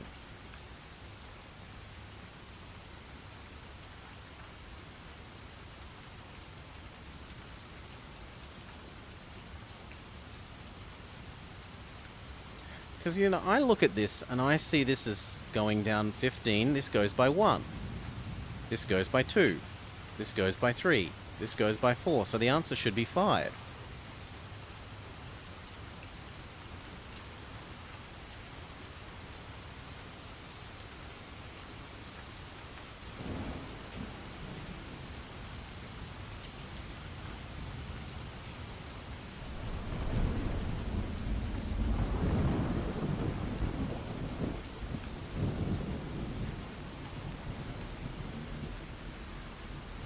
Change by 1, change by 2, change by 3, change by 4.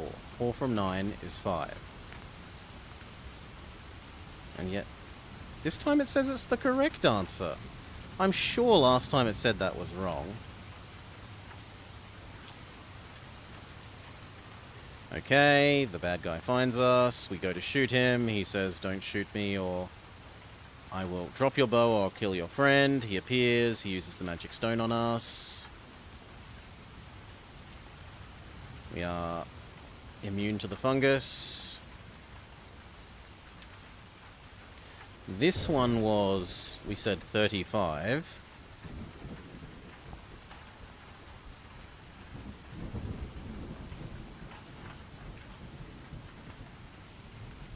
And yet no.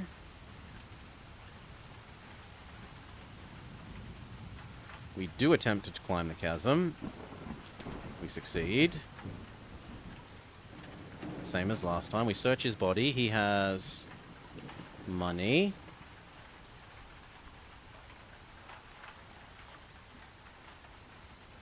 And a bottle.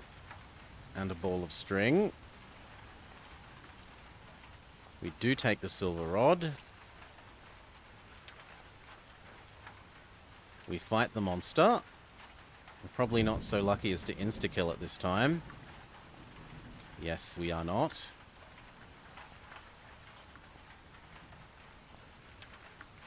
Okay. It gets us down to half of the health that we had.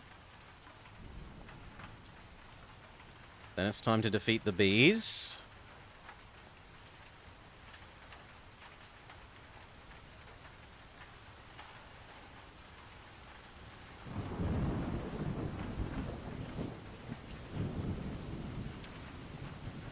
Success.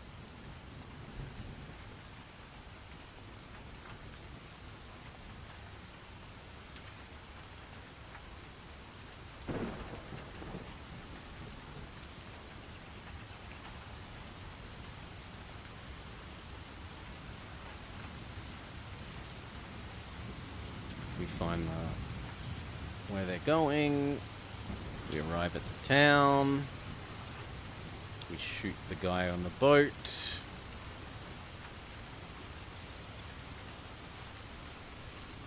We go ashore.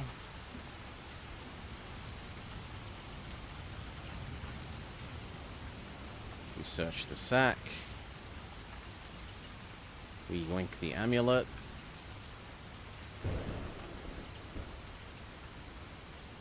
We instigate the rebellion.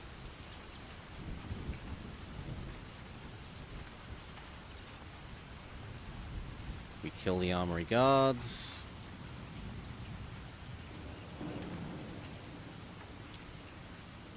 Does he know anything about Prague? No, he doesn't.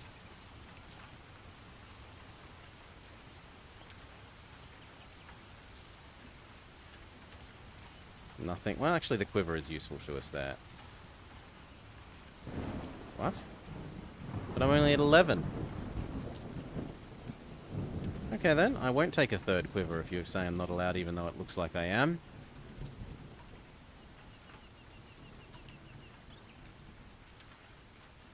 Okay. Shira suggests that you split up and search one half each. You nod in agreement. We're back to where we were. As you search the smouldering ruins, you discover little has survived the fire, which at its height must have transformed this town into a blazing inferno. The charred bones and skulls of those who died in the battle are strewn everywhere, and no attempt has been made to bury them. You're examining the remains of a Drakrim's sword when suddenly you hear Shira calling you. His voice full of urgency. You discard the sword and hurry back. Upon reaching the main street, you see him beckoning you from the doorway of a ruined inn. "Over here, I found something." "What is it?" "Come and look for yourself," he replies, and takes you to a flight of stone steps, which lead down into a cold, dark cellar. In the corner of the cellar, you see two booted, blood-stained feet protruding from beneath a mass of collapsed flooring. As you move closer, you discover they belong to a Lencian soldier who is badly wounded and barely conscious. He helps you clear away the charred timbers that are pinning him to the ground, and using your skills of healing, you attend to his wounds. After a few minutes, he recovers consciousness long enough to tell you his name. You carry the man back to the river and place him carefully into your boat. The captain's men have managed to clear a passage wide enough for the flotilla to pass through single file. As you continue your journey downriver, you spend some time nursing the injured soldier back to consciousness. He tells you of the battle that destroyed his regiment, how the Magna Arn used the scepter to set the town ablaze, and how he has survived the last 6 days, sustained by nothing more than a few handfuls of snow. His account of the battle is chilling and leaves you with a gnawing fear that maybe it is already too late to prevent Warlord Magna Arn from regaining control of Dark. West of Odnenga, the river meanders very little as it crosses the snow-swept plains of southern Nirus. It is a deserted landscape, yet Captain Shira cautions his men to remain watchful. Doubly so whenever the boat passes an occasional corpse of fir or stunted pine. Late in the afternoon, as the light is beginning to fade, you come to a forested part of the river where the banks are steeply undercut. Trees are growing at the very edge of the overhanging banks, and their roots are clearly visible, hanging down like clusters of vines into the icy waters of the Shug. You're watching the left bank when suddenly your pathsmanship sensors alert you to the threat of an ambush. You warn the captain and he signals the boats to put ashore. Having sensed the threat, you volunteer to go forward and scout the woods to find out who or what is there. The captain agrees and calls for 3 of his men, all trained army scouts, to accompany you. He and the rest of the command will remain here with the boats and wait your return. Random number table. You brief the 3 Lencians to spread out into an extended line and watch carefully for your signals before you scale the riverbank and make your approach to the trees. They all seem like competent scouts, but you have your reservations. Had it not been for Shira's insistence, you would have preferred to reconnoiter yourself. Silently, you creep through the snow, using the sparse undergrowth to your advantage where possible. You are less than 100 yards into the copse when you spy a small camp hidden among the trees. It comprises 4 white canvas tents attended by a dozen lean and hungry-looking human soldiers, armed with longbows. A furled battle flag stands propped against one of the tents, and you signal to your nearest scout to join you, hoping he will be able to identify the checkered black and white design. "They're Leaguelanders of Ilion," whispers the scout. "I know the flag well. Mercenaries, good loyal men to the king. We fought alongside them at Hokedat." You are anxious about going forward and making contact with the mercenaries. However, if they're as good as the scout claims, there is a real danger that they will fire first and ask questions later. You tell your companion your fears and he smiles. "I know how to contact them," he says. He places 2 fingers to his lips and gives a long, warbling whistle. The sound makes the mercenaries turn and stare in your direction, and you hear one of them whistle twice in reply. The scout then calls out a request that you be allowed to enter the camp. There is a long pause, and then the voice replies, "Show yourselves." Relief that you are human and not Drakarim is displayed clearly on the faces of the Leaguelanders when the 4 of you stand up and walk towards the camp. You receive a warm welcome from these soldiers of fortune, and 2 of them offer to escort you to their leader, Baron Maquin. You and your scouts are taken to a lookout post on the banks of the river, where you meet with Baron Maquin, the leader of the mercenary band. He is a tall man, clad from neck to toe in furs that are caked with frost. A battered silver helm hides much of his battle-scarred face. but you can see enough of his distinctly Elonian features that you know at once he is a brave man, a man of honor. He regards you with a skeptical eye, having never before met a summer-lending lord, let alone one such as yourself. He questions you at length, and upon hearing your story, you sense he is greatly impressed. In return, he tells you briefly how he and his men have come to find themselves here. The regiment is still loyal to King Sarnak. Unlike the cowardly Stornlenders, they broke their pact and now fight against Lencia alongside her enemies. The Baron spits on the ground in a show of contempt for the treacherous regiments. My command has been left here to fight as a rearguard. Our orders are to ambush any Dracarim that may try to reach Dark by river. We believe there to be many enemy reinforcements at Konazod, and our task is to prevent them from joining with Maganan.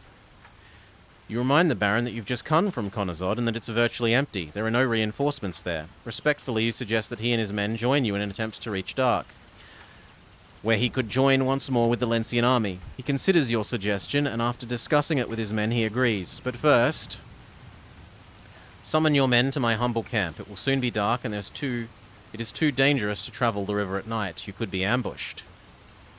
You send one of the scouts to summon Captain Shira and his men. They advise, and they arrive. They are treated hospitably by the mercenaries, who, despite their own hunger, unselfishly share their meager rations. You stay overnight and break camp at dawn. The Baron's regiment has suffered heavily in battle, and now totals little more than 40 men, and you have no difficulty in finding room for them in the boats. Captain Shira is especially pleased to have these warriors aboard. Despite their losses, they are a cheerful group, and they help lift the morale of his own men. The journey downstream passes swiftly and without incident, until, shortly before noon, the sky grows steadily darker. An orange glow illuminates the distant horizon, and you can see many pinpoints of fire spread all across the land. An eerie silence descends on the flotilla as it draws nearer to the city of Dark. Shortly after, you see lines of troops marching towards the glowing skyline. Then you witness isolated actions taking place in the surrounding fields as groups of Lencian knights, cut off during the retreat, fight desperate hand-to-hand battles with Dracarim cavalry. Some of the horse scouts have reached the riverbank, and as you pass them they open fire with their bows. The swift current soon carries you and the flotilla away, and there are very few casualties. It is an hour past noon when you first see the forbidding city of Dark.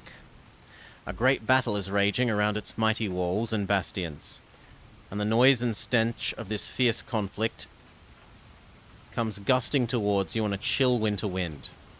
The river current is getting stronger as it approaches the sea, and so you signal to the other boats to row for the bank. You put ashore on the right bank, and both Captain Shira and Baron McQuinn have their men make up defensive positions. There is a road close by running parallel to the river, and beyond it lies a snowy expanse of open plain, on which many regiments of Dracarim and some Giaks are marching towards the city. You observe the distant battle when a large black carrion crow lands on a nearby log. We do not have birdie mastery. It takes flight and runs away, cawing long and loud. Baron McQuinn and Captain Shira are anxious to move their men away from the riverbank. Their military training has taught them to avoid placing their troops with their backs to an impassable body of water. If the enemy is to attack, there is no escape. You understand their concern, and using your ability to magnify your vision, you scan the landscape in search of a more advantageous position. A mile away to the northwest is a tiny hamlet. It appears deserted, and you suggest that the officers move their men there. Briefly, they discuss your suggestion and agree that it is a safer position. The order to move is passed along the ranks, and the men prepare to leave the boats and go forward. Hello, Baron. Thank you and welcome. You take the lead together with the Baron and the Captain, but you've barely covered a quarter of the distance to the hamlet when your tracking sensors warn you that a threat is approaching from the north. Hurry towards the hamlet. The order goes out to advance quickly towards the distant hamlet, but you have covered barely a quarter mile when you see enemy horsemen fast approaching from the north. Mindful of the danger of being caught out here in the open, Baron McQuinn orders his mercenaries to form into a square in readiness to repel the cavalry attack. Captain Shearer issues the same order, and together they create a square bristling with spears. The cavalry thunder towards you, undaunted by the sight of this porcupine-like defense. The first wave of cavalry slams against the square and is repulsed with heavy losses. Then a second line hits home, and it too fails to break through. The wounded are dragged to the center of the square, and its ranks close in readiness to face the next charge. Twice the Drakrim have been repulsed, but they are a determined enemy, and they are getting ready for another attack. This time the charge is led by an armored Zaganozod on war horses that are sheathed with plates of bronze. Their armor and the sheer weight of their attack smashes a corner from the square, and in a terrible moment of carnage and chaos, several enemy horsemen break into the middle and trample the helpless wounded. You rush to help them, but in the heat of battle are knocked down by a riderless horse. Before you can get to your feet, you're attacked by 2 enemy lancers. Hail, Baron, yes. Who are maniacally determined to pin you to the ground with their lancers. Despite with the 2 lancers, we've recovered most of our health finally. We will use our bonus psychic powers, even if they hurt us, to help increase the rate that we kill the enemy. 2-hit kill, not too bad. In fact, we did almost as much damage, well, half as much damage to ourselves as the enemy did. We win the combat. Inspired by your victory, the Lencians and their League land allies repel the remaining Zaganozod and close their ranks until the square is intact once more. The enemy are exhausted, and wearily they retreat across the plain with the stinging cheers of their foes echoing in their ears. Then an ominous noise comes rolling across the plain from the City of Dark. A thunderous boom that shakes the very ground on which you stand. You look towards the city and see that the battle is growing ever fiercer. But now there is a new and sinister aspect. Flickerings of magical fire can be seen dancing along the battlements, engulfing friend and foe alike. You sense that this is the work of Magna'an. He and his Nadziranim allies are responsible for this. Through the smoke of battle, you see a Lencian flag flying proudly amidst the carnage that is taking place on the coastal plain to the south of the city. Here, King Sarnak's crusaders have turned an enemy flank and are storming its weakened center. Baron McQuinn and Shearer see the flag and, encouraged by the cheers of their own men, decide to march at once to support the crusaders' brave attack. You wish them both good fortune, and you know the time has come to part company with them. Their destiny awaits them on the field of battle. Yours will be found inside the City of Dark itself. If you are to fulfill your quest, you must confront Warlord Magna'an. You bid them farewell and watch as they lead their men in a marching column across the plain towards the distant field of battle. When they are a mile away, you set off alone towards the hamlet, which lies en route to the Gates of Dark. You reach the hamlet and hurry along its solitary road. Flanking you are 2 rows of low cottages, their thick thatched roofs still intact despite the fiery carnage that swept so near. Off to the right, you see a barn-like building standing with its door slightly ajar. A brazier of coals, an anvil, and a scattering of iron strips prove it was once a busy smithy. But now, like the surrounding buildings, it seems deserted. As you are passing the door, you hear a man's voice. He has a strong Lencian accent and is cursing you, thinking you to be a turned Stormland mercenary. As you turn to face the smithy door, Crusader comes rushing out into the road, brandishing a heavy steel mace. You yell at him that you are loyal to King Sarnak, but he ignores your plea and swings his weapon at your head. Okay, we're attempting to disable him. We won't use our extra psychic powers. We take modest damage. The misguided knight falls unconscious at your feet. Before he recovers, you take to your heels and continue across the plains which lead inexorably towards the Gates of Dark. As you approach the city, the din of battle fills your ears. The shouts of angry men, the neighs of galloping steeds, the clang of riven steel, and the terrible screams of the slain buffet you remorselessly. Then, all of a sudden, you are plunged into the battle, and to survive, you are forced to cleave your way through the seemingly endless wall of enemy troops. It is as if they are gladly willing to sacrifice themselves in order to prevent you from reaching the apex of the slope. Undeterred, you forge a bloody path through this Dracarim horde, wielding your weapon with deadly precision, every blow claiming an enemy soul. It is not until you stand upon the very threshold of the gates that you encounter more formidable defenders.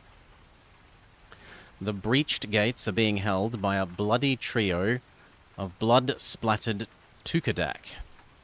They are in a state of battle frenzy, which you sense has been magically induced. Wild-eyed with savage bloodlust, they scream maniacally as they rush at you with their bloodied blades. The breached gates are held. Yeah, no, we already said that. For Summerland, you cry as you steel yourself to meet their attack. So we outskill them, we don't out-health them, we will convert our health to quicker damage.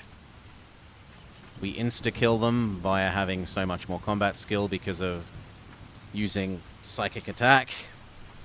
Even if it caused us slight damage, it's less damage than we'd take by having a multi-turn combat the normal way, usually. You clamber over the bodies that are heaped chest-high against the shattered city gates. You begin to fight your way steadily towards the center of this terrible stronghold. Beyond the entrance, you see a wild battle is raging through the streets. A regiment of Lencian crusaders are fighting to wrestle a position of the keep from a determined horde of Magna Arn's Dracarim. The tide turns against the Lencians as they are driven back towards the gates.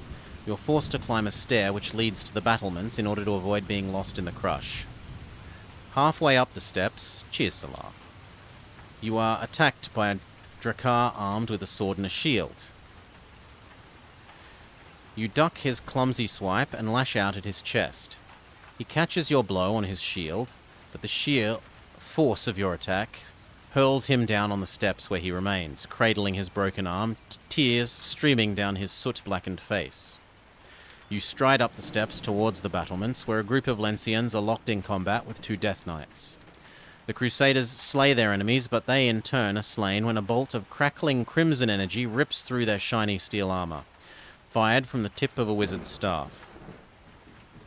Their lifeless bodies come tumbling down the steps, knocking you flat on your back and pinning you down beneath the weight of their armor. You struggle to get free, but are being observed by the one who slew the knights, an evil Nadzinarim wizard. He levels his staff at your head, and a swirling trail of sparks ignites at its tip. With imminent death staring you at your face, you steel yourself. Suddenly, the wizard cries out in pained surprise and throws his clawed-tip hand into the air. The sparkling bolt, which was destined to seal your doom, arcs from his staff and blows a man-sized hole in the wall of the fortress. As the resultant smoke and dust clears, you see Captain Prague standing over the body of the slain wizard, with a bloodied sword held in his hand. With a cry of victory, he leaps over the crumpled corpse and comes rushing down the steps to free you from the tangle of bodies. "Well met! I feared you were dead and buried in the Temple of Antar." "I too thought you dead, Prague," you reply. "Yet it seems fate decreed otherwise." "Oh, I was lucky," he said. "I escaped from Magna Arn. But come, there is no time for tales now. We must away from here. Follow me. I know where the warlord is hiding." You follow Prague to the top of the steps, and as you race along the body-strewn battlements, you see the fighting which is raging both inside and outside the city. The battlements end at a tower where a flight of spiral stairs ascend to a circular landing. Here you wait in the shadows until a troop of Dracarim pass by. While you're waiting for them to disappear, you look out of the tower through an arrow slit and see the waters of the Gulf of Lencia and the conflict that is raging across the coastal plain. "The King's Crusaders breached the city gates 3 days ago," whispers Prague. "They were close to taking the city when Magna Arn and his armies arrived. His newfound power shattered the Crusaders even though they were broken by it, not all were ejected from the city. Those you saw fighting at the keep are trying to hold on until our armies arrive from Cassland. The fleet is expected any moment. Magna Arn must be slain. He and the scepter have become one entity. He is now a puppet of a far greater evil." A shudder runs down your spine as for the first time since you entered Dark, you feel the presence of the Doomstone. Fear returns to haunt you, the fear that this evil gem will sap your strength as it did in your first encounter. If it is still so, then Magnaan may prove impossible to defeat. Prague senses your anxiety and offers words of advice. The taking of Dark has weakened the warlord. He paid a terrible price. He has been forced to retire from battle in order to recover his strength and is presently at his weakest.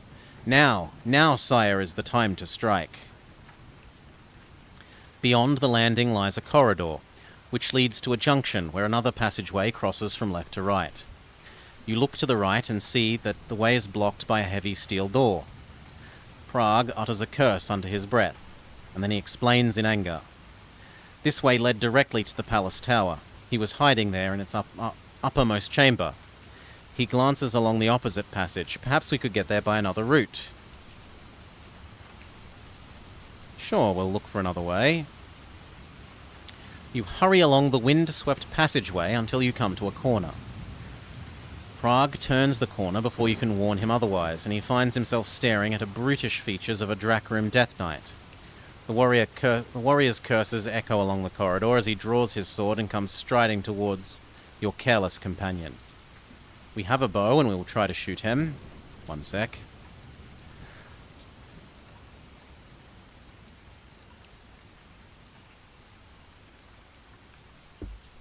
You draw an arrow and peep around the corner and fire at the advancing Death Knight.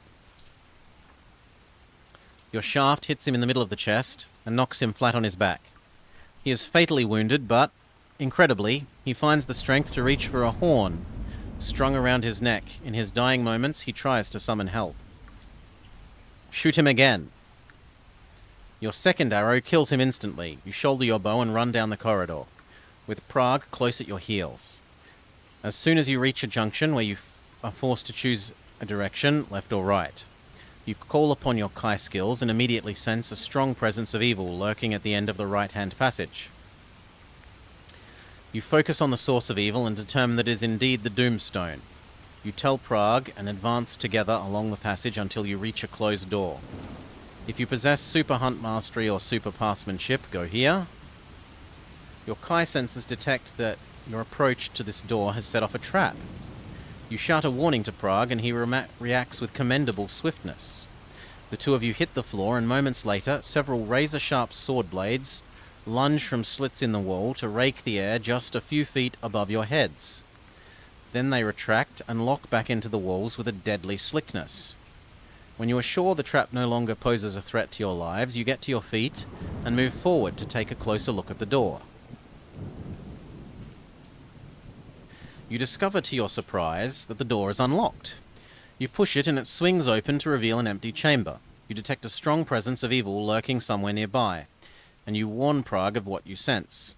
The two of you leave the chamber by a passage that leads to a flight of black stone steps.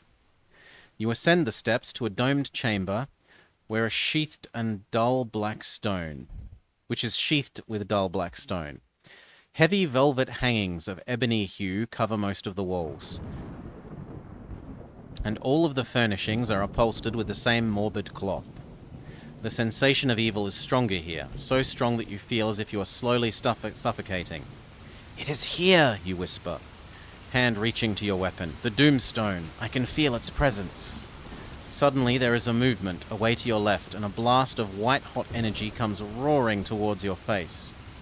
You dive aside in time to avoid it, but the bolt rebounds from the steel hard wall and glances off the back of Prague's head, knocking him unconscious. You kneel beside Prague and check that he is still breathing. He is fortunate that the bolt struck him but a glancing blow. Had it hit him squarely, he would have been killed outright. Then you hear a movement over the far side of the chamber. When you look up, you see Warlord Magnaan emerging from behind one of the many hanging drapes. The aura of evil that surrounds his body like a shimmering grey cocoon. His features no longer appear as they did when you first encountered him in the subterranean labyrinths of the Temple of Antar. Now his body is twisted and mummy-like. Feverish eyes which burn in black sockets within a bald skull of a face. You sense that he is wholly possessed by the object he holds clenched in his shrunken hand, the Nirus scepter. The dread scepter hums with the power of the Doomstone that is set upon its platinum shaft. Magnaan utters an evil laugh and points it at you, but curiously you feel no weakness or leeching of strength, as occurred in Antar. The warlock's sick eyes widen with surprise, and you sense that he is fearful. He threatens you with death, but his voice is wavering. He is unsure of his power. You sense another presence, a magical presence. A wispy shape emerges from behind another court curtain, summoned forth from Magnaan. At once you recognize it to be the formless life force of a Nadziranim sorcerer. You hear him issue a psychic command, ordering the creature to slay you. Immediately it responds. Swiftly it moves across the chamber, changing shape as it draws closer. It is no more than 10 feet distant when it solidifies in a form truly horrible to behold. The Nadziranim has taken on the visage of a great snuffling beast that creeps towards you on 6 long-clawed feet. A vile, bulbous head is perched uneasily on its immense shoulders, and its baleful, milky-coloured eyes roll like balls of mist within its scabrous head. The reeking fur of its body seems to bristle as slowly and with ponderous steps it draws closer and closer. If you have the summer sword, turn here. The creature opens its great jaws, and from the depths of its throat it coughs forth a guttering ball of flame. Immediately, your senses alert you to the fact that this is no ordinary fireball, but one that is psychic in nature. It comes roaring towards you like a mini sun, trailing fiery orange sparks. You tennis it with the summer sword, and as your divine blade connects, the fiery ball explodes into a million motes of light that rapidly dissolve. The sudden jolt of contact knocks you backwards. Before you recover your footing, the creature seizes its advantage and comes leaping through the air towards your chest. Desperately, you roll across the black stone floor to avoid its initial attack. Your swift reactions save you from its razor-sharp claws. But it too possesses fast reflexes. It leaps once more, and you barely have enough time to unsheath your weapon before it lands upon you, slamming you to the ground. We outcombat it by a fair bit, especially if we use Psychic.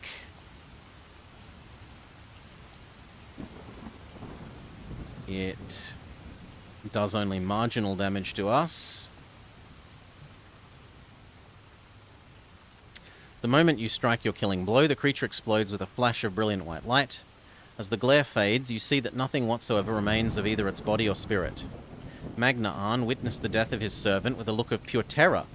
He screams, and in a moment of panic, he touches the head of the Nirus scepter to the floor. There is a tremendous boom, and the floor shudders violently as it is torn wide apart by a massive quake. Hurriedly, he makes his escape through a curtained archway. Determined to not allow him to escape, you get ready to leap across the fissure. It is no less than 20 feet wide at its narrowest point. Pick a number from the random number table. If you have Hunt Mastery and have reached this rank, add 2. We roll well enough. You clear the gap with a single bound and even manage to stay on your feet when you land on the far side.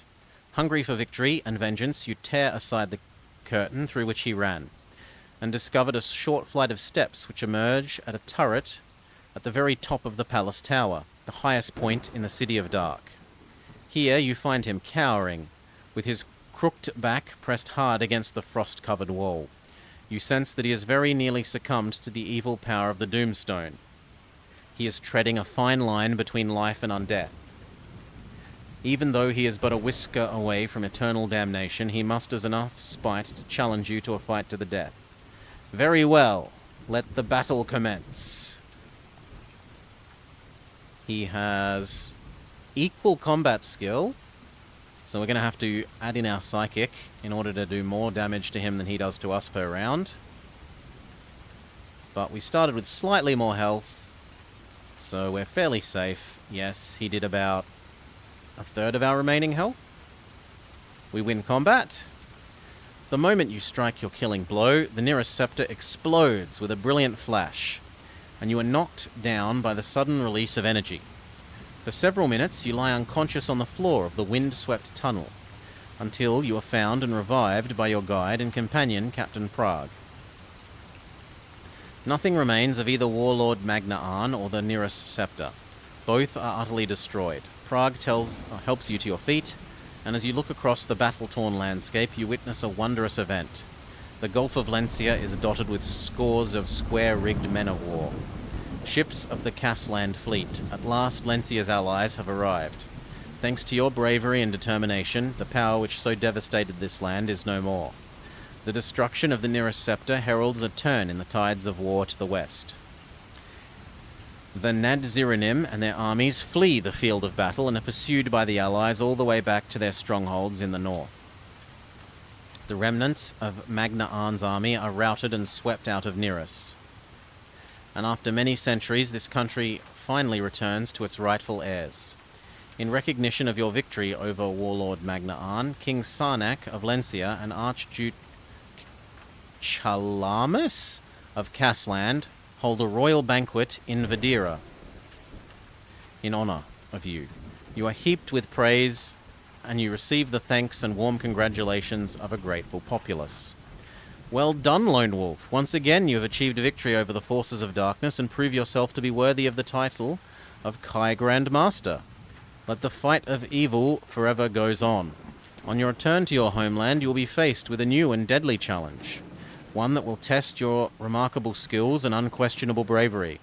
The nature of your challenge can be found in the next Grand Master book adventure, which is entitled The Legacy of Vashna. Woo, that was a long one. Considering that we didn't die, I think that is the longest non-death book so far. 3.5 hours. Still, it seemed pretty nice in that even the like triple raw RNG tables that you had choices, well, the decisions that you had 3 choices for based on the RNG table never seemed to just outright insta-kill you. At most, they seem to cost you health, which is a much more reasonable way of doing it than having you have rolled poorly, restart the whole book. So that seems like a good change that this book has done.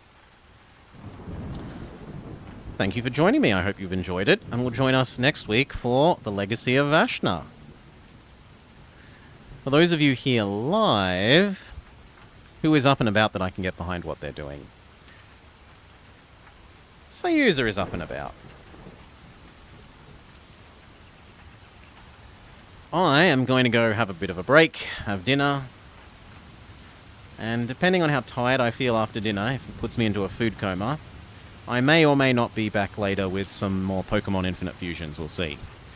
Otherwise, thank you for hanging out, I hope you had a lovely time. Peace all.